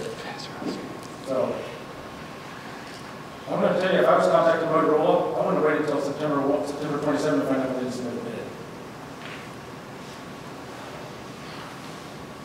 Any other discussion on radio RFP? I move we table that till the next meeting. Second. Further discussion? All those in favor, say aye. Aye. Aye. Opposed? Oh, well, abstaining again. Yes, sir. We'll move on to D. ESFs 11, 12, and 13, the discs were shared with you. We need to get those approved so we can get the compliance signed off for the state. So moved. Second. Yeah, how often does that been renewed? Did we change anything? It's just looking at the paperwork about agricultural disasters and things like that. I mean, is that done every 2 years? Is it Every year we have to update 10% and then ESF 10, which is the hazmat. We have to do that every year. So we just kind of rotate through the ESFs and get them all done. But yeah, basically we just go through and make sure if there's contact information it's updated, or we run the fire ones past the fire guys, law enforcement through the law enforcement. They take a look at it and make sure it's a feasible, workable plan. Is it like anything we had to do? It started from the state if there's a disaster, and then it comes down from there. Yeah, there's not a lot, especially like the agriculture one. I mean, it's pretty cut and dry. Any further questions? All those in favor say aye. Aye. Opposed? All right, E, siren. So we've got some MOUs. We just need to finish that up, clean it up. They're the standard resolutions, except for beacons. Beacon did want to put a little more language in theirs. It's nothing that we don't already do with the other ones. I don't see an issue with it unless you see an issue with it. I don't know if you want to, or I don't know if we can approve them all at once, or if you have to do each one.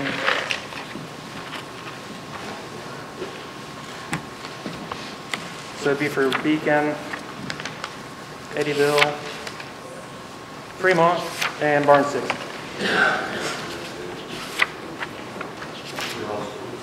Yours is already done. You were the first one on board, huh? Fremont and Eddyville have been two.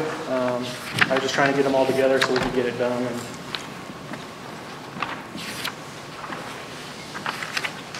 I move we approve resolution 18-1001 for Beacon. I got some questions on the language. It says now code 29C13 allows a person. So now with the city, you're going down to 29, so the city is coming as a person?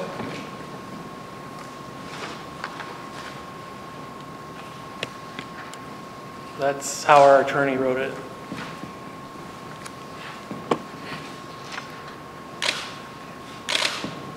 All it's saying is that the city of Beacon can give this to the emergency management for the purpose of operating sirens. I understand that, but I have a code that says it allows a person to give to the political subdivision of the state, the purpose of emergency management, and Mahaska County Emergency Management Commission is a political subdivision of the state, and I would go 29C04. There's no 04. Under 29C9.4, it says we're a municipality. And it goes on and says 29C13.2, where it allows a person, and then it says the city of Beacon. I bet that's supposed to be 10. Yeah. These resolutions were drafted by Carl Sammons. Yes.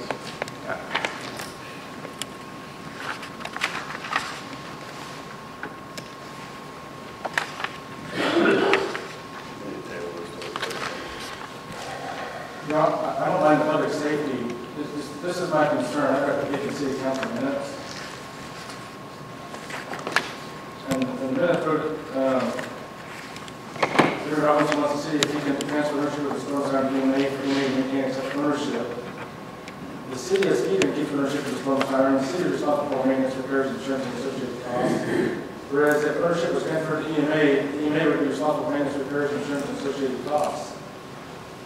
And it doesn't say anything about more safety, benefits, nothing else. It's just switching the costs. So if we switch to EMA, who's going to cover all the costs? EMA budgets for it. And where's the EMA budget go from? The county. We have sirens all over. I think we've got them in town, we've got them in rural areas, we've got them all over. The other benefit of it. I don't think they're in the county, Mr. Hyde. How many do we have in rural Mahaska County? Marino. There's two. And then out by University Park. We have three. We got the one out on. And Fox Run. Fox Run, there's one out towards Oscar was a rental. That's what I meant, Fox Run, sorry, Newport. Newport. Yes. Newport, and then it's on Marino or 265th. So is that a policy that you may don't take care of and maintain them all? That policy was set several years ago. Because it says it should be in the bylaws. That's why I can't find the bylaws, what the policy is. That was the letter I shared with you and Mr. Walling, actually, from Carl Solomons about the sirens quite some time ago. It just says it's supposed to be in the bylaws. I'm not looking for what our policy was. What says it has to be in the bylaws? The manner of how we're going to acquire and deal with the assets. Manner of acquiring, holding, and disposing of property.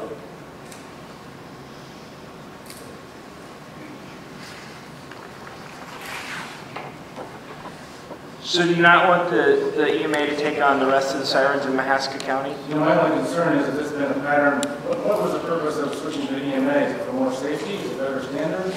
Or is it just cost shifting? No, it's for the better safety and standards. With the city of New Sharon, and actually I was not for this, but once you start down that road, you kind of got to go down it. But by emergency management taking over our sirens, then they can set them off, and they have very specific guidelines on when they're set off. Before that, we had to have somebody from our fire department hopefully be able to get into the fire station to set it off. See, I don't think that's accurate, because that's what emergency management is for mutual aid. So if you just want someone to set them off, just make an agreement with the EMA to set them off for you. You don't need to switch ownership to have emergency management set them off. I'm not going to do another 2080 agreement, Mark, because we keep doing those and you guys keep saying they're not valid. So. You have a different section 2080 mutual aid, you don't need to put subdivision mutual aid. Dustin, do you want to move forward with your motion, or do you want to withdraw it and table this? We can table it, we can get a legal opinion from Mr. Mahaffey if he still agrees with Carl Salmons that this is the appropriate thing.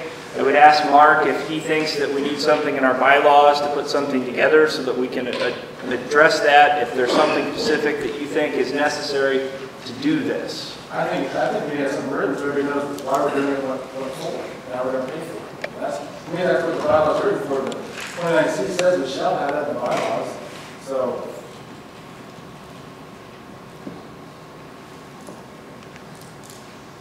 You know, we're not going to be the only people on this board. 3 years, 5 years, 10 years now, they're going to be on the board and say, why do we do this? I know, because we all unanimously approved all this stuff several years ago, including the Board of Supervisors rep, and now we're revisiting it all. You don't have to tell me, Mark. I'm living it. And that's right. None of you guys are blocking. None of it makes sense. There's nothing in writing. Is there an issue because that is our attorney anymore? Yeah, but I don't think that makes Carl's opinion any less good. Pretty smart guy.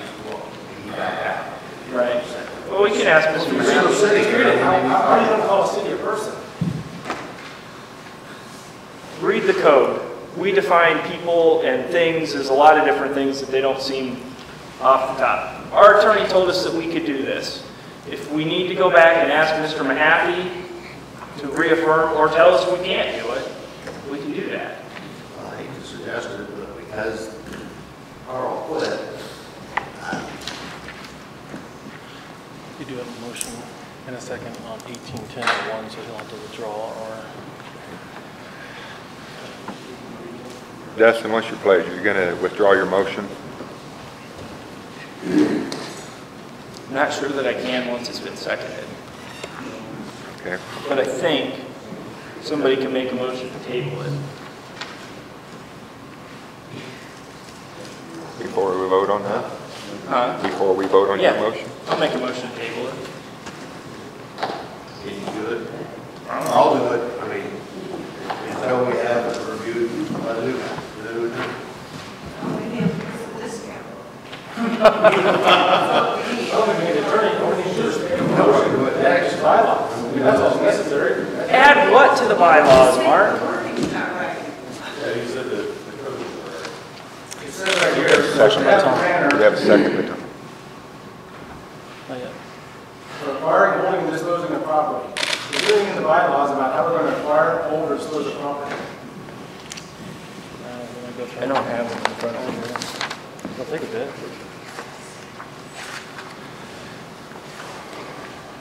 I remember there was, and I knew Doesn't that. take an attorney to drive a council and put it in the bylaws. How are we going to acquire, it's simple, how are we going to acquire property? By gift? We get the bylaws, we'll acquire property by gift. How are we going to hold it? Who's going to pay for it? I mean, it's simple, all we have to do is agree on it and have it over with.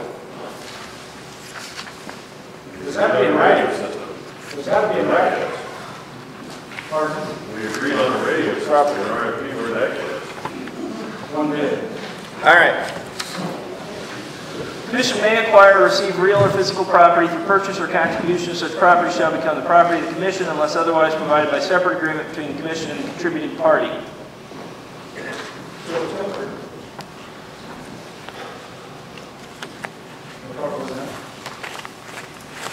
Article 13.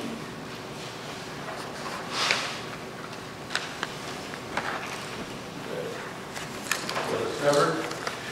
I think so. So if you, Sounds like it is. I think we should move it. It's in Oh, there, yeah, it's in there, it's in there. So we need the resolution to throw it in there. I mean, that's, because the resolution doesn't make sense. I mean, it's just, it's already there. It's worth accepting. Okay, before someone seconds Tom's motion, do you want to withdraw your motion to table this?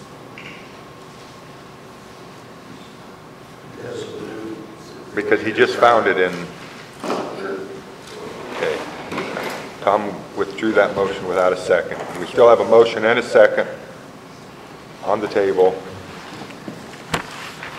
And that was just for the one, correct, Dustin? I was just going to go through one by one, but it might take a while.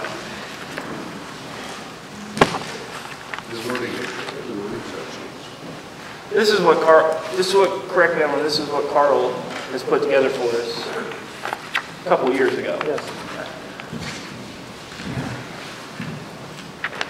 Which one are we voting on? First one. 18-1001. Any other questions? All those in favor of accepting resolution 18-1001, say aye. Aye. Opposed? Okay.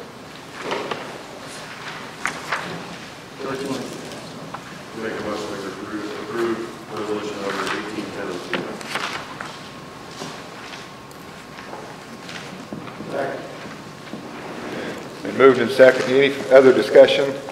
Been moved and seconded to accept resolution 18-1002. All those in favor, say aye. Aye. Opposed?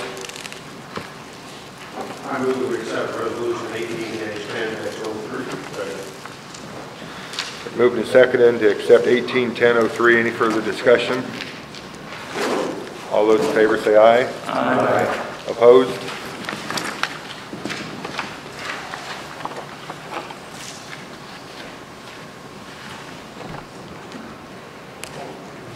Thank you, for the resolution 18-10-04. Moved and seconded to accept resolution 18-1004. Further discussion? All those in favor, say aye. Aye. Opposed? Communications Incident Command Trailer. Jamie? So I put a couple photos in your packet. This is a trailer that was a regional asset. We bought it with Homeland Security money as a region several years ago. We've actually used it a few times for exercise. As a matter of fact, Ragbri a few years ago, myself and Chief Neff, not to throw him under the bus, we put it up and a windstorm came in and caught the antenna and we smashed the antenna when we borrowed it. So it's got a brand new antenna that we replaced about 5 years ago through insurance. But this trailer is about a $300,000 asset. It's got multi-band radios from both Motorola and Harris in it. It also has ham radio capabilities. It was going to go to a private organization. I didn't feel that an asset like that should be going to a private organization, so I spoke up. There was a couple counties that were wanting it. I fought hard for it, and it's now in our county and will stay in our county. So we're going to be doing a few things trying to get it up to speed, but it's a very nice asset. It's got a large tower that we can put up in the case of failure. If we need to do backup communication someplace, like I said, we've used them before for exercises and stuff. So we're really excited about that. It's a great tool that we got at no cost. So Are you saying we wouldn't share it? we will share it, yes. Any questions for Jamie on that? G, ham radio integration. So we talked about this, I don't know, a meeting or two ago about integrating some ham radio communications into the 911 center. I've provided you a list working with one of my ham members that's on our CERT team as well. He thought with the radios, and we just kind of estimated on the install about $35, $23, and 14 cents. So $3,523.14. I would like to move forward with that if the commission would allow me to. That will put a couple ham radios in there. We could, of course, have to do background checks and stuff on some of the ham operators around here, but it would give us a great asset in the event of communications failure in the county, especially with the new added asset of the communications trailer having ham radio as well. Ham radio has been proven to be very efficient during natural disasters and other emergencies. I think it will just complement our 911 center very well. How many other 911 centers in the state have that? I know Johnson County does. Honestly, I did do some talking with them, but I don't know if I haven't reached out. Is this the 35, 23, 14? Yes. Thank you.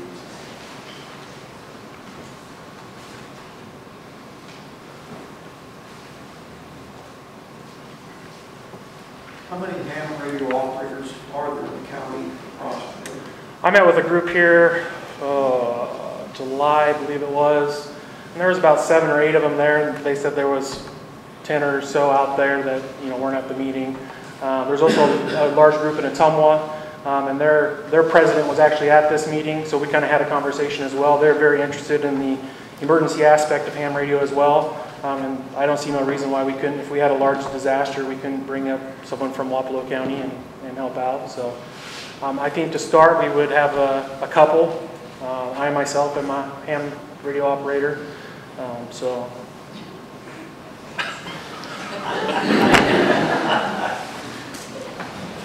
Well, I've heard, in other, like I said, disasters, that ham radio operators step in and help out, so I'll make a motion to do that.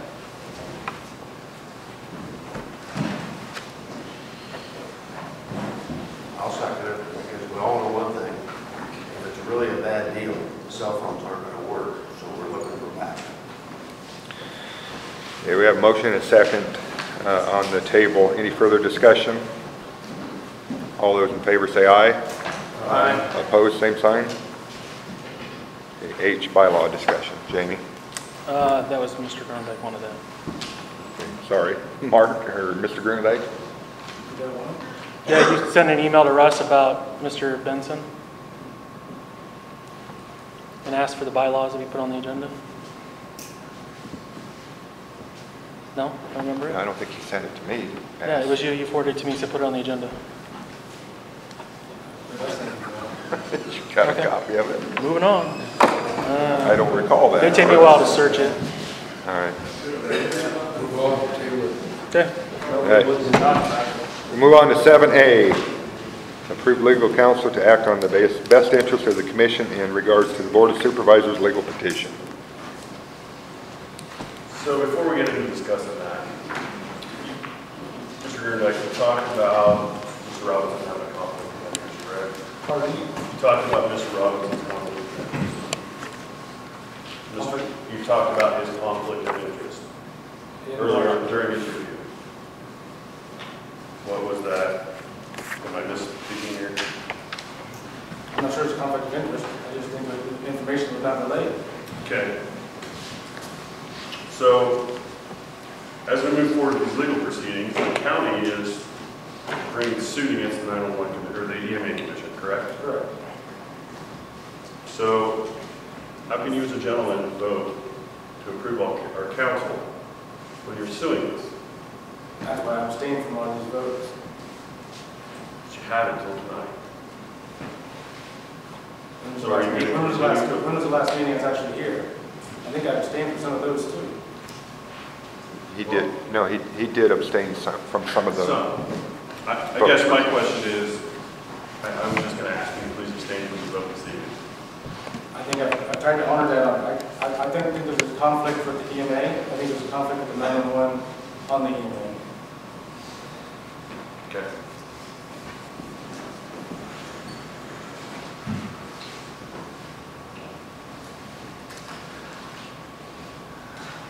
Make a motion, we have Mr. Mahaska continue to defend us. Second. A motion and a second on the table. Any further discussion on that matter? All those in favor say aye. Aye. Opposed, same sign. Mark's abstaining. Under B, other legal actions to be discussed and approved by the commission. Who's that? Was there something else? Okay. Okay. Oh. If there's no discussion on that, we'll move on to 8, 2019-20 budget discussion. So like I said to the 911, same thing here. Kind of did just a quick breakdown. Of course, there's still some variables, FICA, IPERS, insurance. Even bringing on new staff, we're only looking at an increase of $4,000 for the year. Looking at a 0.006% budget increase based off these current numbers. Of course, we still have quite a bit of year left, but I'm not looking to increase anything. I left the legal fees at $15,000, and I left the overtime at $10,000. But otherwise, no significant changes. I just threw in a couple numbers for workman's comp and liability. Those, of course, can change as well, and water and sewer. Do you anticipate using that $10,000 worth for overtime? Do I anticipate? Right. No, I don't. No, we don't do overtime, really. Okay. We got enough staff. Once we get this person hired and back to full staff again, we'll be good. But since we are short one, Gotcha. I don't anticipate. I think we used $53 last year in overtime. Okay. So, Any questions for Jamie on his preliminary budget? If not, we'll move on to number 9, bill approval. A, shieldware. shieldware is the $5,000. That is for that mapping upgrade. So they'll go in there and make those changes, like I said, just a little over $100,000 errors that need to be corrected. I would like to get that approved so that we can get that going.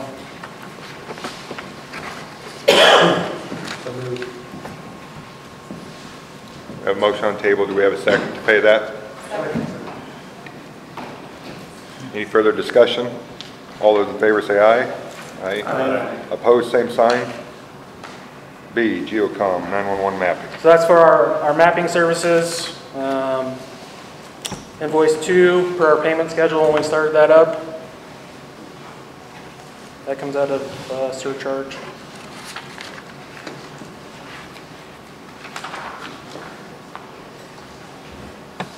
Move we approve that.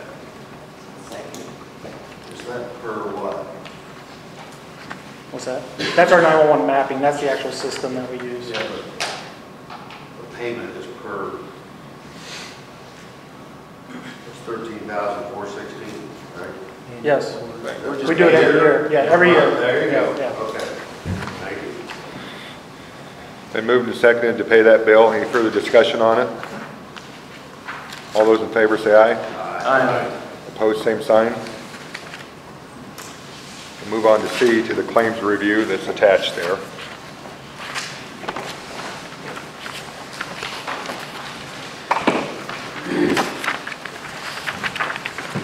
Give you guys a minute or two to go through that if you haven't already, and if you have any questions or comments for Jamie, now's the time to ask.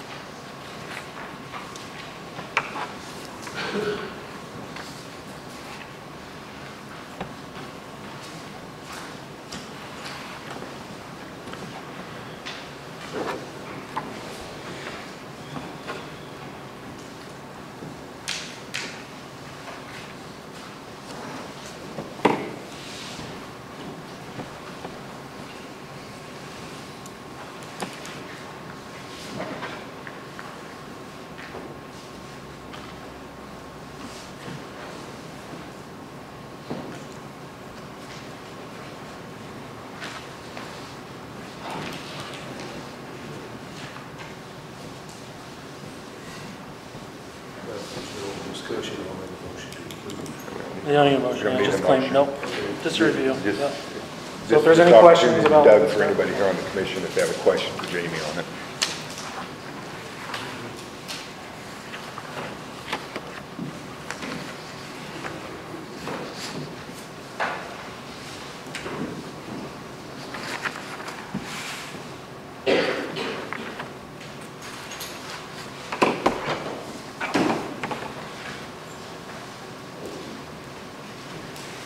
Yep. I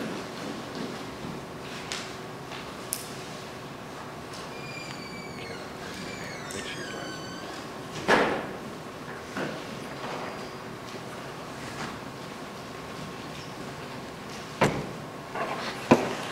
No, you're all right. You're all right. Any questions for Jamie on the claims review? If not, we'll move on to, this is another public comment section. And if I could, I've shut two people down during the regular meeting. Chief Neff, did you wish to make a comment? I shut you down first, and then Steve, Chief, did you have anything? I just was going to comment on Jamie's performance. Okay, did you want to do that now or not? That's fine. And then we'll go, Steve, we'll go on to you because I shut the chief down before you.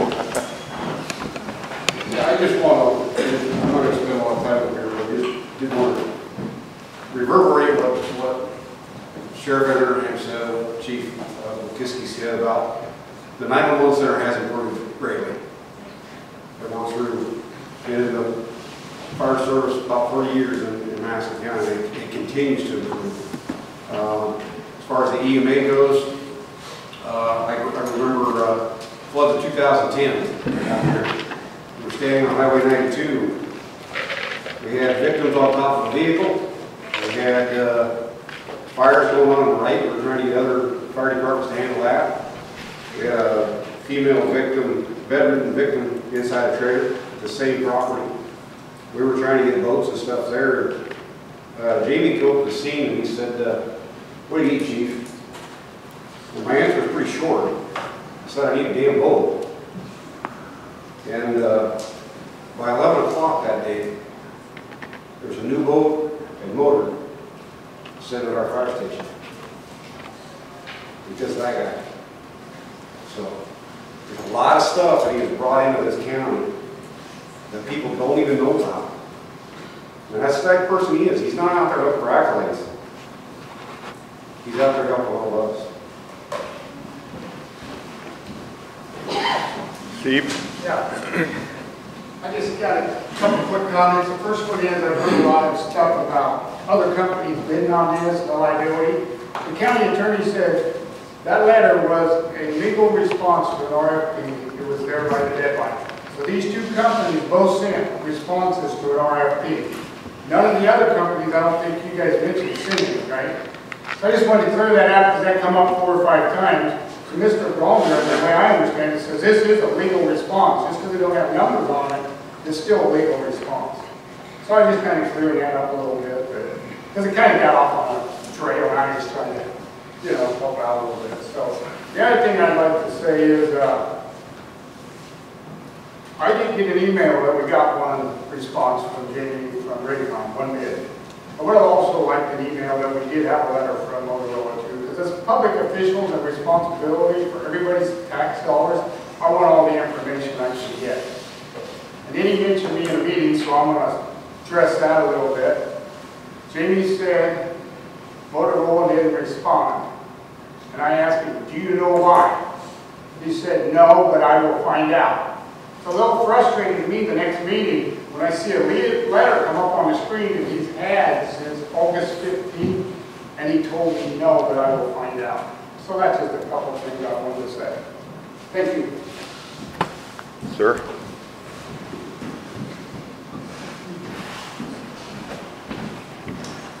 Thank you, Mr. Chair. I'm with Raycom. I'm Terry Brennan. We are still engaged in an RFP process with you. So consequently, we want to stay squeaky clean. And I think the situation, as part of your evaluation, so you have our proposal, and you've had it since August 15th, I guess it was. But with that, I think it is certainly within your discretion that come November 1st, that you can share our RFP with the county and with the other consultant and make that part of your process as part of your evaluation. But within the confines of the RFP, really us providing our response to anybody else, your RFP actually precludes us from being able to do that legally. So it's kind of it's a situation where we want to stay clean. I think that the county supervisors can still get our proposal, but I think it's a lot cleaner if it comes from you rather than us violating your process in order for us to give it to them. And then, you know, you can hold it back until November 1st and then provide it. It might be a way to... So you're saying it's going to be the same? Oh, yeah, you have our proposal. You've had it for 2 months. But they asked you, it's going to be the same. Oh, sure, yeah, we have nothing to change. Okay, but you could have that. If somebody else asked you for a bid. Yeah, it's just the idea, though, that us providing that information to, I mean, we're forbidden from contacting county employees and city employees and everything from that while the process is going on. So I don't want to violate your process in order to get the supervisors the information, but you have the ability to make them part of your process. So why did you bid on our RFP? No, he's with Frank. That's why I can't hear you very well. That's why I'm asking you, because he's telling us what he's going to do. But it's still a mystery why Motorola wouldn't bid to us, but will bid to the VOS. I don't know. They're here, so they can't answer that. But the letter doesn't answer. That's all, I guess, something you guys can consider. And I got Mike Miller, he wasn't a sniffer. Are you speaking for the whole company? yeah, I talked to Mike, because I saw the email, he basically says, I do reply to Ray Freeman.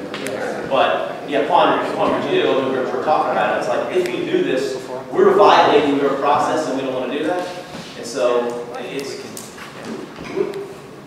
we're trying to stay clean, and we're trying, we don't want to, we don't let you guys sort out the things that we're trying to sort out, so. Thank you. Thank you.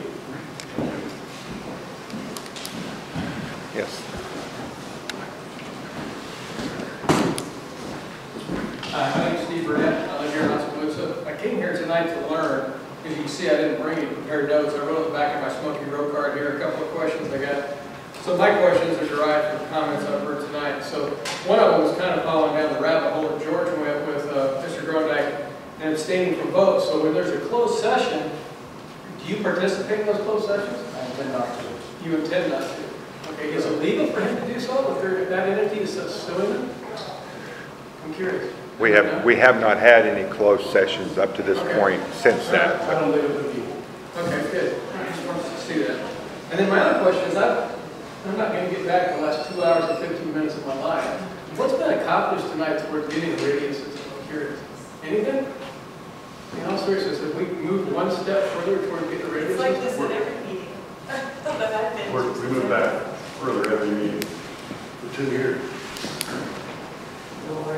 Not digging words, I'm telling you. I mean, I'm serious. It's, and Mark, with all due respect, and I don't know how I can say this any other way, but the fifth grade mentality I've seen you witness tonight, I've witnessed from you tonight, I think has led to the dysfunction that's going on in this committee. My opinion, I'm entitled to it. That's why you guys are sitting in mud right now. It's ridiculous. The questions you asked tonight and the things you asked should have never been asked in a format like this. If you don't have the backbone to go one-on-one with Jamie and talk about the concerns you have, that's a major problem in my mind. That's why we're sitting here tonight. So, again, I didn't come here to talk, but I have to say something. Well, I can't hear you. I'm sorry. Go ahead. Chairman asked me to do it this way, to get it out in the open. Okay. That's the reason it happened. All right. Have you addressed it to this point with anybody other tonight? Yes. With Jamie? Yes. Some of the Jamie, some of the supervisors meeting, yes. So you've heard it before? This isn't the first time you heard it? Well, on a supervisor's meeting. If this is to go, you keep asking the question, does anybody want radios? I think everybody wants radios, but nobody seems to be getting anywhere to get there. It just, it's a shame. It's a shame. Stephen, two recent Board of Supervisor meetings, recent ones, the last two, some concerns that Mr. Grunendijk had with Jamie were brought up. And in those meetings, I asked him, had you brought those to the commission? And I did encourage him to do that. Okay. Thank you for the clarification. It doesn't change my opinion, the fifth grade mentality that we're not getting past, so we can get to the real end of the meetings, we can get some radios for the folks that need the radios. That's all you're going to need from me. Thank you. I think there's a big issue still out there that we're going to address. Say what now? I think there's a big issue out there that still has to be addressed. What's that? The legality of the 2015-2018. Nobody wants to talk about it. I'm just not educated on it, so I don't have the right to talk about it because I'm not educated on it. So I understand that. yeah, so the question I heard tonight was you said it wasn't asked to the Attorney General. Why didn't somebody ask the Attorney General and get it over with? He doesn't really give opinions anymore, it's just a quick letter. We've received several letters from our council that says what we're doing is right. So It started out that way, and then deeper we got, county attorneys even said there's too many issues here for him to deal with. And so it's all got to be straightened out sooner or later, and we'll get there. So this is maybe we need to go one-on-one sometime. So good night. Thank you.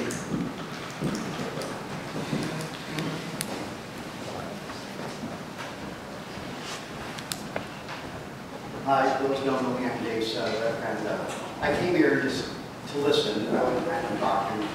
I'm the director of the Conservation Board. We've heard quite a bit of stuff tonight. We've heard words like process. We've heard words about expense and money. I've been here 8 years, but I've worked in public life almost 35. When I first came here, there were a lot of good people here, but as far as 911, EMA, fire department, police, sheriff, there's a lot of, everything is disjointed. And in my 8 years since I've been here, things have continually, that's the process, things have gotten better and better and better. Our radio system still isn't good, but the communication between agencies, between departments, cooperation. We go to have a youth outdoor field day. There's a search team, there's Jamie with fire departments. We practice search and rescue. So in case something didn't happen, we were prepared. We work with fire departments, help them with grass fires, fire B&B, things like that. They help us. And I guess that's just the point I'm trying to make is there's been a lot, too many negative things tonight, but the public has to know that there's a lot of positive going on now too. And by all this cooperation, we're actually saving taxpayers money when we get a lot more efficient. Thank you. Carol? Well, I probably am the only person in the room that doesn't know the answer to this. And I think this is a real positive process, I have to say that. And it has nothing to do with people or personalities, but it has to do with the structure of this that people are asking me about. In the very beginning, when you mentioned bylaws, and then I see 3 entities here, and that kind of thing. Typically in business, there's one entity, and they do RFPs together, and they discuss them together, and make those decisions. So can you kind of explain to me why we even have different RFPs, if you can do it in a nutshell? Why, I know, I'm afraid I can't understand. I really don't understand if this is one entity, why there are RFPs coming from so many different places. Well, right now, the only RFP we're dealing with, Carol, came from Ellerton Associates because Right, we paid them to run it. I'm sorry. I want to hear from you because I can't hear. But when the Board of Supervisors, I hear them talking about a 2080 agreement. So can you just kind of explain so I can tell my friends why the Board of Supervisors, who's paying for this? I mean, if you follow the money, they typically make decisions. Why is there a Board of Supervisors doing one RFP and another group doing another RFP? Who's paying for this and who's in charge if we can do that specifically? My understanding tonight, Carol, is the Board of Supervisors wants to use our RFP to seek bids. So they will not be buying or paying a company to draw up another RFP. they will be paying a separate consulting firm to review any responses to that. I hear that, but I'm still going back to the premise, because usually when your premise is bad, everything built upon is bad. Why is it a board of supervisors function and a different board function? I mean, I don't understand the structure of it. I don't understand who's taking control of this process and who's in charge of it. And I don't think you can do that. You may all hear it. Carol, I think that's the issue. We have received several directions from our attorney saying this board is the one who's responsible for that. That is why we started it. That's why we got the RFP. That's why we hired the consultant. Supervisors, my understanding is since then they've said, no, it's us. So that's why they're going down the path they're going down. And you have the bylaws. The original group or the articles of incorporation, whatever. You're the entity that has been involved for years. Yeah. 3. However long we've been doing it. 3 years this month. To help understand this, Dave, you're a county board. Yep. Can you write a 2080 and sign it yourself? I know the only 2080 we've signed has been between the sheriff's department, our board, and the board of supervisors. You need the board of supervisors to approve whatever you sign. The county attorney said for that particular one, but that's the only one I've ever been involved with, so that's all I do. So that's the issue, basically. The 911 service board was operated from 1990 to 2015. The service board went off with 20,000 cells. There's no service provision. So you're all questioning the structure The supervisors are questioning it. We are not. I think anybody on this board, if there's an issue with it, we'd love to address that issue if it's a legitimate issue, because, at least from my perspective, I like the combination of the 911 and EMA, and from my first responders, from the people who work at the 911 center, it's worked for the benefit of Mahaska County. The issue is the old agreement, everybody cost shared. Today, there is no cost sharing. Oh, gosh.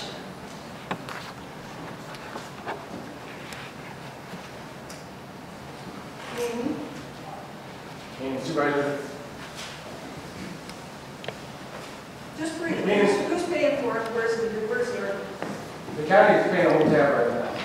Without supervisor approval. This is coming I see from, where this goes. yeah, I don't know for anybody in No, I Mahaska mean, I County. got it.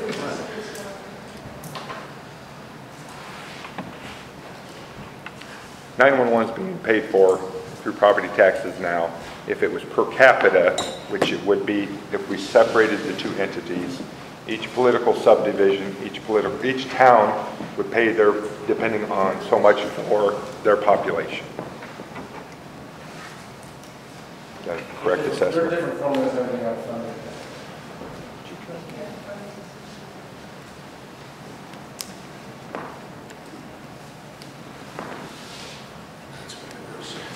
Other public comments? Cheryl? Yes, I'm going to speak on behalf of the 911 center. Give me a mic and set me behind the console, and I'll feel more comfortable with it. So, I've been with 911 for 23 years. I am right now operating as a 911 director under Jamie as the 911 administrator. Back in October 17th of 2015, the start of a new venture. There were lots of controversy as to who was going to be the administrator of the Mahaska County 911 Center, as the county attorney no longer wanted to be in this position. There were applications out for the new director, and Randy Frazier had announced his retirement. It then was announced that the Mahaska County Center was going to be placed under the Emergency Management Department. After discussion between the two boards, it was agreed that the two departments would combine. Guessing that's the 2080 that they're arguing about. The first thing on the agenda was announced to the staff. All were pleased with the change and also look forward to the changes that were to come. In February 2016, the 911 Center received a much-needed updating. No longer were employees getting splinters from the old countertops and back problems from the chairs that leaned and needed to be replaced, but instead have desks to allow the staff to sit or stand while performing their jobs. We added an lab tech. I'm a type A person. I don't like change.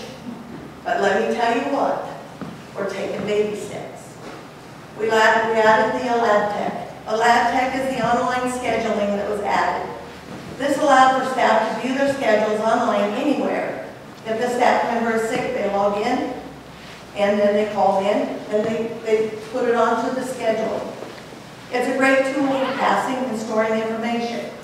All of our documents are there, our policies are there, our procedures are there. Second came the power phone training. We had EMD training, but we did EMD training in the center, and then that was it. You had the cards to use, you used them, okay. These tools are for taking emergency and a non-emergency call. We had our cards from New Jersey to work from that were outdated. Training was done in-house and there was no recertification done. The power phone training was done online and can be worked during the slow times, and therefore we did not have to send staff out, thus not having to pay overtime or having staff shortages. All the paperwork was submitted to PowerPhone for the PSAP, which is the public safety answering point, to become accredited. And we've spoken with the representative that did the on-site visit, raved about all the paperwork that we had to go with this. It's all in the proper order, and we should receive their certification shortly. Just so you know, we're the first PSAP in Iowa to become accredited. This makes the 911 Center the first to be accredited. Jamie approached the EMS Association, which was the Emergency Medical Services, another entity that he's also involved with, for funding to pay for part of this power phone training, because it's not cheap. At the 911 Council meeting in April of this year, the state announced that they were going to offer power phone integrated system at a reduced cost, which that's what he was working on, which was going to be a phenomenal fee. But we can sign on with this project through the state, save us money, which means we can put it into our CAD system, and that's where we go in and we put every call that we take into there, and then it will pop up the questions that you need to ask for those specific incidents.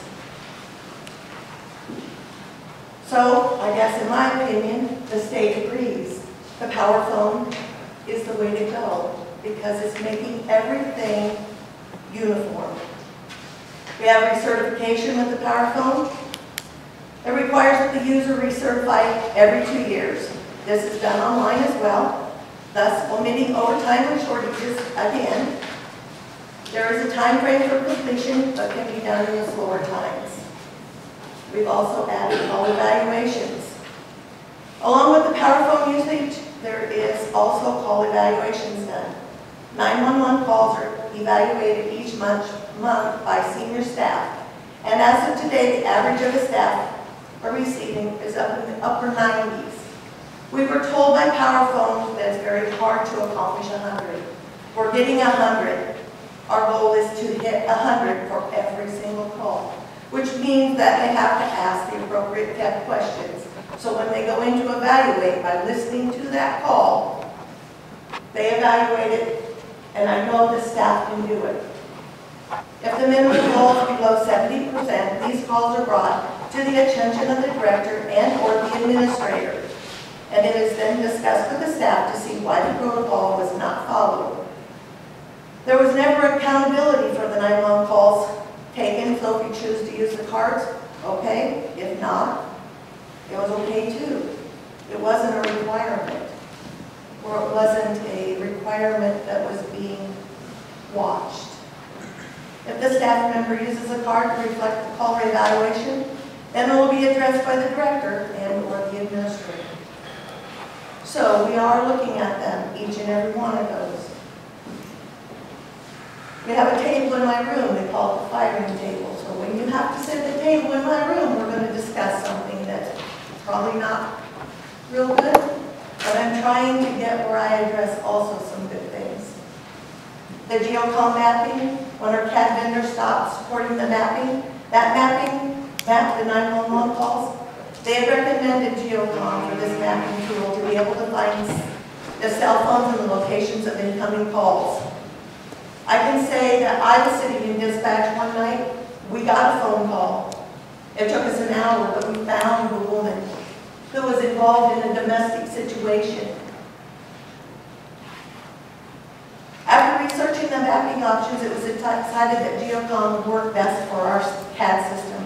After several meetings with the geocom staff, administrator, the director, senior 911 staff, it was decided that we would implement the mapping program, where a training schedule created, all staff was trained. You didn't have that before. You got it. You learned how to do it. Some learned better than others, so then they would help the others. The state has now implemented this mapping program, and now we can go into a sharing program with them as well. Our SOGs, lots of work went into rewriting the standard operating guidelines for the Mahaska County 911 Center. Jamie did not just take those and rewrite those. He involved the senior staff members by assigning different guidelines to each while he worked on the others. Staff then submitted back to Jamie for review or discussion. The manual has been compiled and distributed to everyone. Lots of new security items were added, and clarity has been made to some of the other guidelines. He already addressed our audit. I guess I'm kind of on the proud side of the audit as well as he is. In April of 2018, the Iowa Department of Public Safety did an audit on us, which they do every 2 to 3 years. Our PSAP was in compliance with the exception of 3 items. To explain those 3 items, we had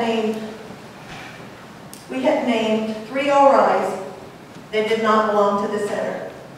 2 of them had been retired. I wasn't aware of that. Found that out after it was not in compliance. A staff member that had transferred to the sheriff's office was still on the users list, and when I did take her off of our list, it took her off the sheriff's department's list as well. There was not clarity on the way we handle our missing person under the age of 21. All of these items have been brought into compliance. Jamie has a doors always open, and anything can be brought to him, good or bad. And there will be discussion held and try to work out a solution. The staff evaluations, we didn't have staff evaluations. Staff evaluations are now done on a yearly basis.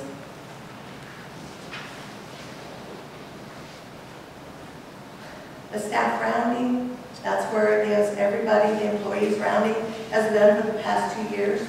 With all this staff, have the opportunity to share what they like and what they dislike about the way that things are being done. At first there was a lot of dislikes, and now the likes are way outnumbering the dislikes. And I pulled those out today just so I could read those, so I could just see. And there was pages, about 4 pages of the dislikes and the things that we thought that we needed there to make our jobs easier. Staffing, I think it says a lot for the management of the 911 center to be able to say that the majority of staff members have 7 to 23 years of service. The communication trailer, I'm not real familiar with it. I've seen it in the past. We now own that trailer, thanks to Jamie.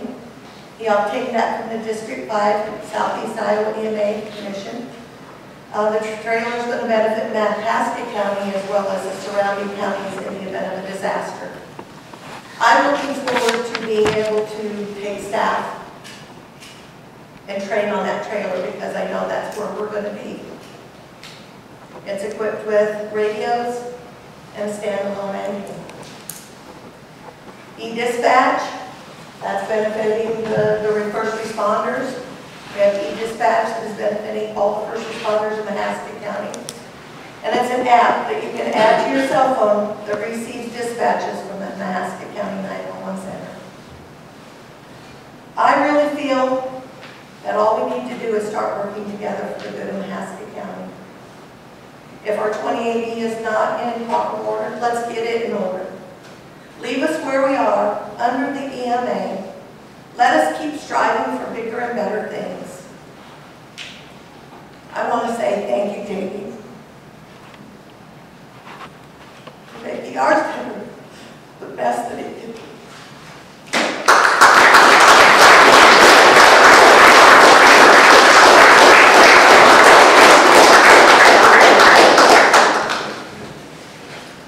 Other public comments? We have time for a few more questions.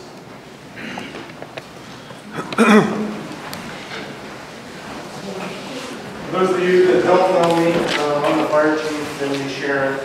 My name is Josh Krause. I had a couple questions, or a couple of my members come up to me and ask me questions about this process, and I didn't know, so I'm going to ask you guys.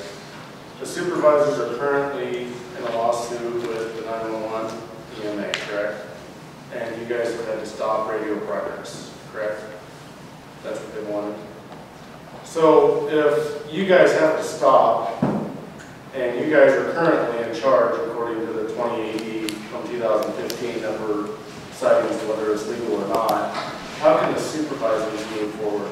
Why don't you guys stop your progress and wait until the end of this? How can we move forward but make them stop when they're currently in charge? I think public safety is very important. Well, I do too, but these guys that work with this system day in, day out, myself included, these are the guys, I mean, I just don't understand why you would make them stop. We've already got an RFP, we've got the proposal, one bid. I'd like to see more bids too, but you've stopped their progress and you guys are just going to take over. I don't understand. It's all about public safety, and you're correct, there's an issue on the 2015, 2080. All that was an opening to get everybody to the table to talk.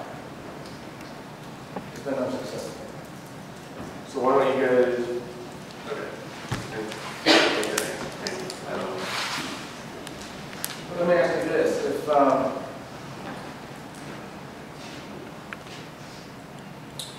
the landfill commission voted to join the animal shelter and in turn send the whole building to Sharon, do you think your city council will be able to do that? I don't know, I'm the fire chief.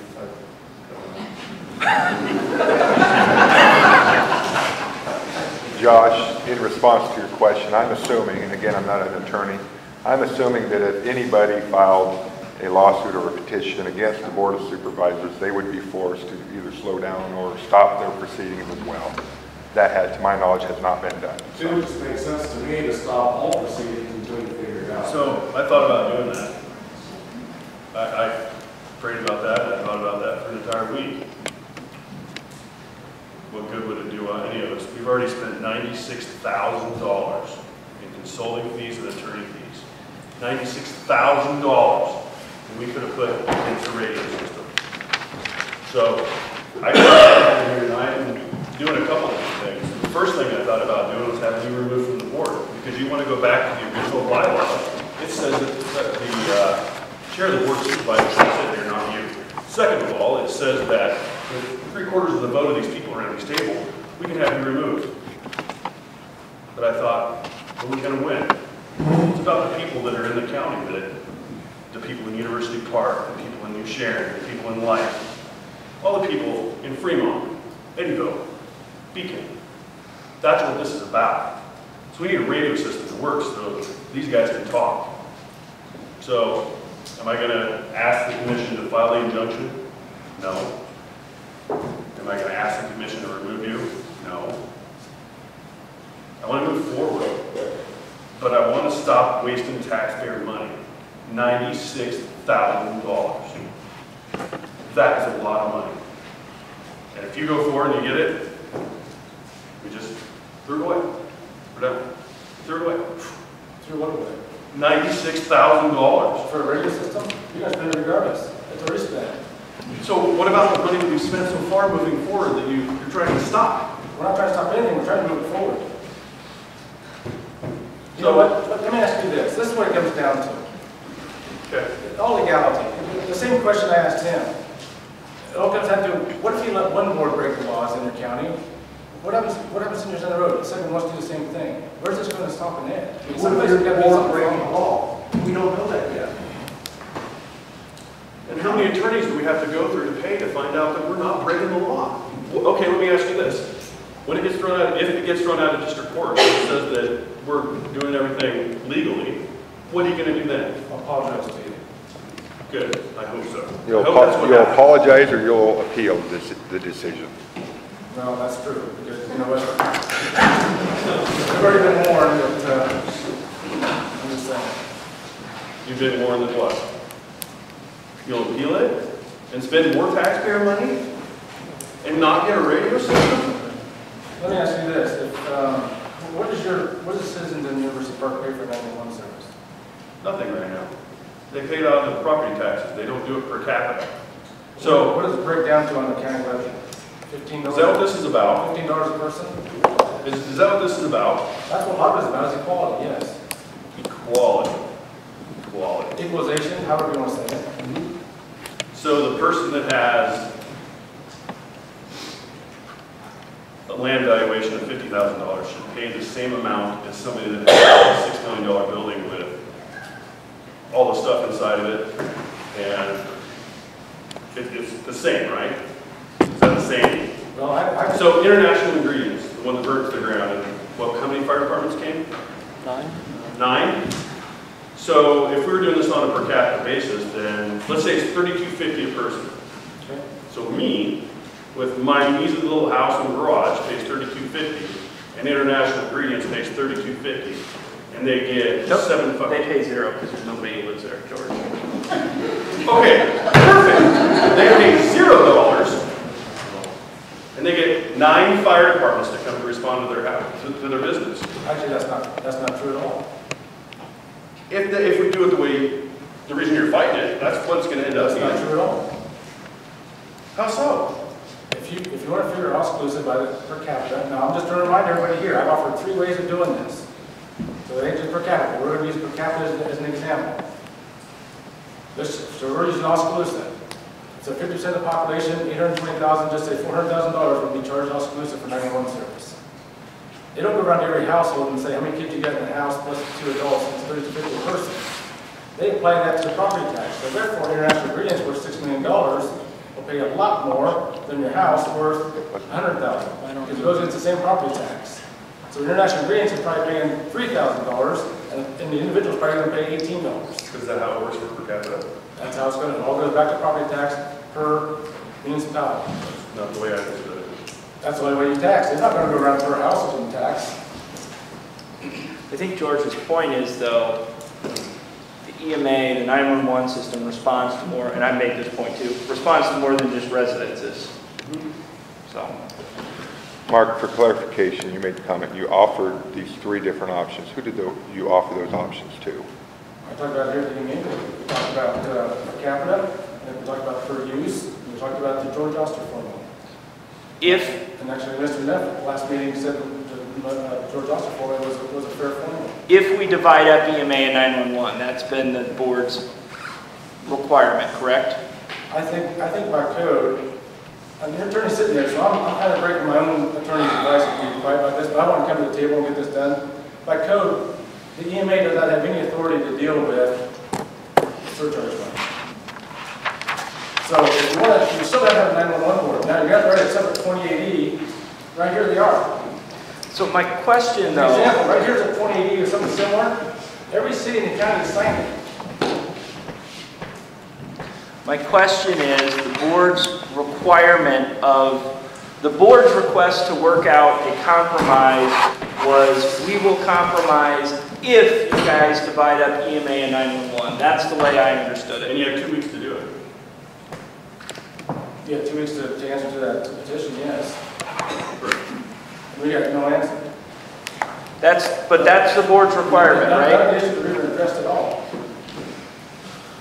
No, they're not. We still don't have a rating system that works. And we spent $96,000.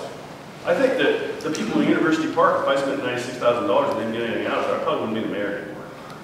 And I hope people listen to this on YouTube, and I hope people listen to this on Facebook, and I hope people go to the polls. And see, I hope that people understand, when you have a board that doesn't have a taxing authority, who wants to give away the county levy without supervisor approval, is an issue. How many more times has that happened in our county before finally saying, hey, this isn't good?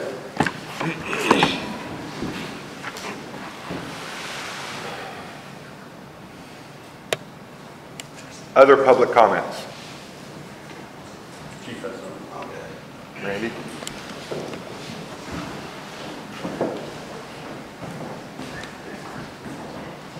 My name is Randy Blood, Deputy Sheriff of Mahaska County since 1993, approximately 26.5 years. A lot of guys that I work with are probably young enough to be my children. Anyway, I think it's important as an employee, I'm not going to talk about all these stats, it's important as an employee to have integrity, honesty, good morals, that kind of stuff. And I want you to know that, you know, I hate to beat a dead horse or whatever, but Jamie has gone out of his way to help me. You know, a lot of times my computer breaks down, and for many, many years we didn't have an IT guy. So at least 30 or 40 times I've bugged him, Jamie, my computer's broken again. Because my office is right across from his. And he would be there in seconds and fix it every time. He's also a reserve officer who has worked at the risk of his life for many, many years. In the end, he's no pay, or no pay. A lot of people in this day and age want pay. No pay. I've also heard recently he's worked at Eddyville for 5 hours of patrol, no pay. It's amazing. So anyway, I just want to talk about integrity, honesty, and morality. I'd like to move forward and not have as many lawsuits and things like that because he can be trusted. Because I've been out there, his life wasn't like me many times. And so I just want you to know you can trust this person when he says. And so I'd like to see less lawsuits in the future because we all make mistakes, we can be misleading in what we say. So he's an honest person, and I hope that we can all trust him. He's already proven it.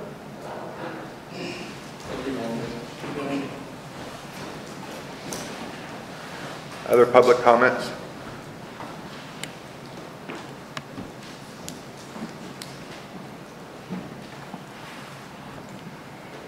If there's no further public comments, we'll go on and discuss the next meeting. I wanted to touch base real quick. I'm assuming, I believe the doodle polls work pretty decent. Do you folks all feel that same way? I think that works better than us setting a meeting tonight before we all have time to go home and look at our schedules. I would like to have that change so everyone can see who's voting. Well, I'd also like to see who's all getting all our emails. So Walmart said that should be a must to make sure everybody's getting the same information. I'm glad you bring that up, Mr. Grunendijk, because I asked Jamie, I noticed that change too. You can't tell who's voted yet on the doodle poll.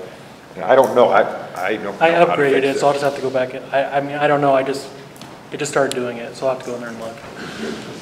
I don't know about the email. He'll have to address that He too. said all the agendas and everything, it should be on there who's all getting it, so make sure everybody's getting the same information. So that should be. The only problem we ran into, and Carlton pointed out and said that's why I should start doing it that way, was when someone clicks reply all and starts talking to the whole group. No, that's the risk you take of open meetings laws, but when they're just exchanging information, that's not talking, and they're not deliberating, but it's important, I think, for everybody to get the same information, they can see that everybody got the same information as each individual. I will ask Mr. Mahaffey his opinion just because, like I said, Carlton had told me, and Perhaps, because I think that's a good point to avoid, because pretty soon that email becomes a meeting. I don't know if there's a way to do a Dropbox. Yeah. So then we don't have, there's no reply all, yeah, but the same information is available to you, Mark, and to me, and to whomever. I was approached recently by a board that is represented here at this commission, and that there was some disappointment that it took us so long to get a quorum meeting set up. And I will be discussing that with that individual as well, because his representative did not respond to the doodle polls, the last 3 attempts that was made. And the reason I'm bringing that up is please respond. When you get a poll from Jamie, if you can't make it, mark no on all of them and submit it. Don't just ignore it because you can't make it. We need to know, and again, that it may help us alleviate such a long gap when we're trying to call a meeting.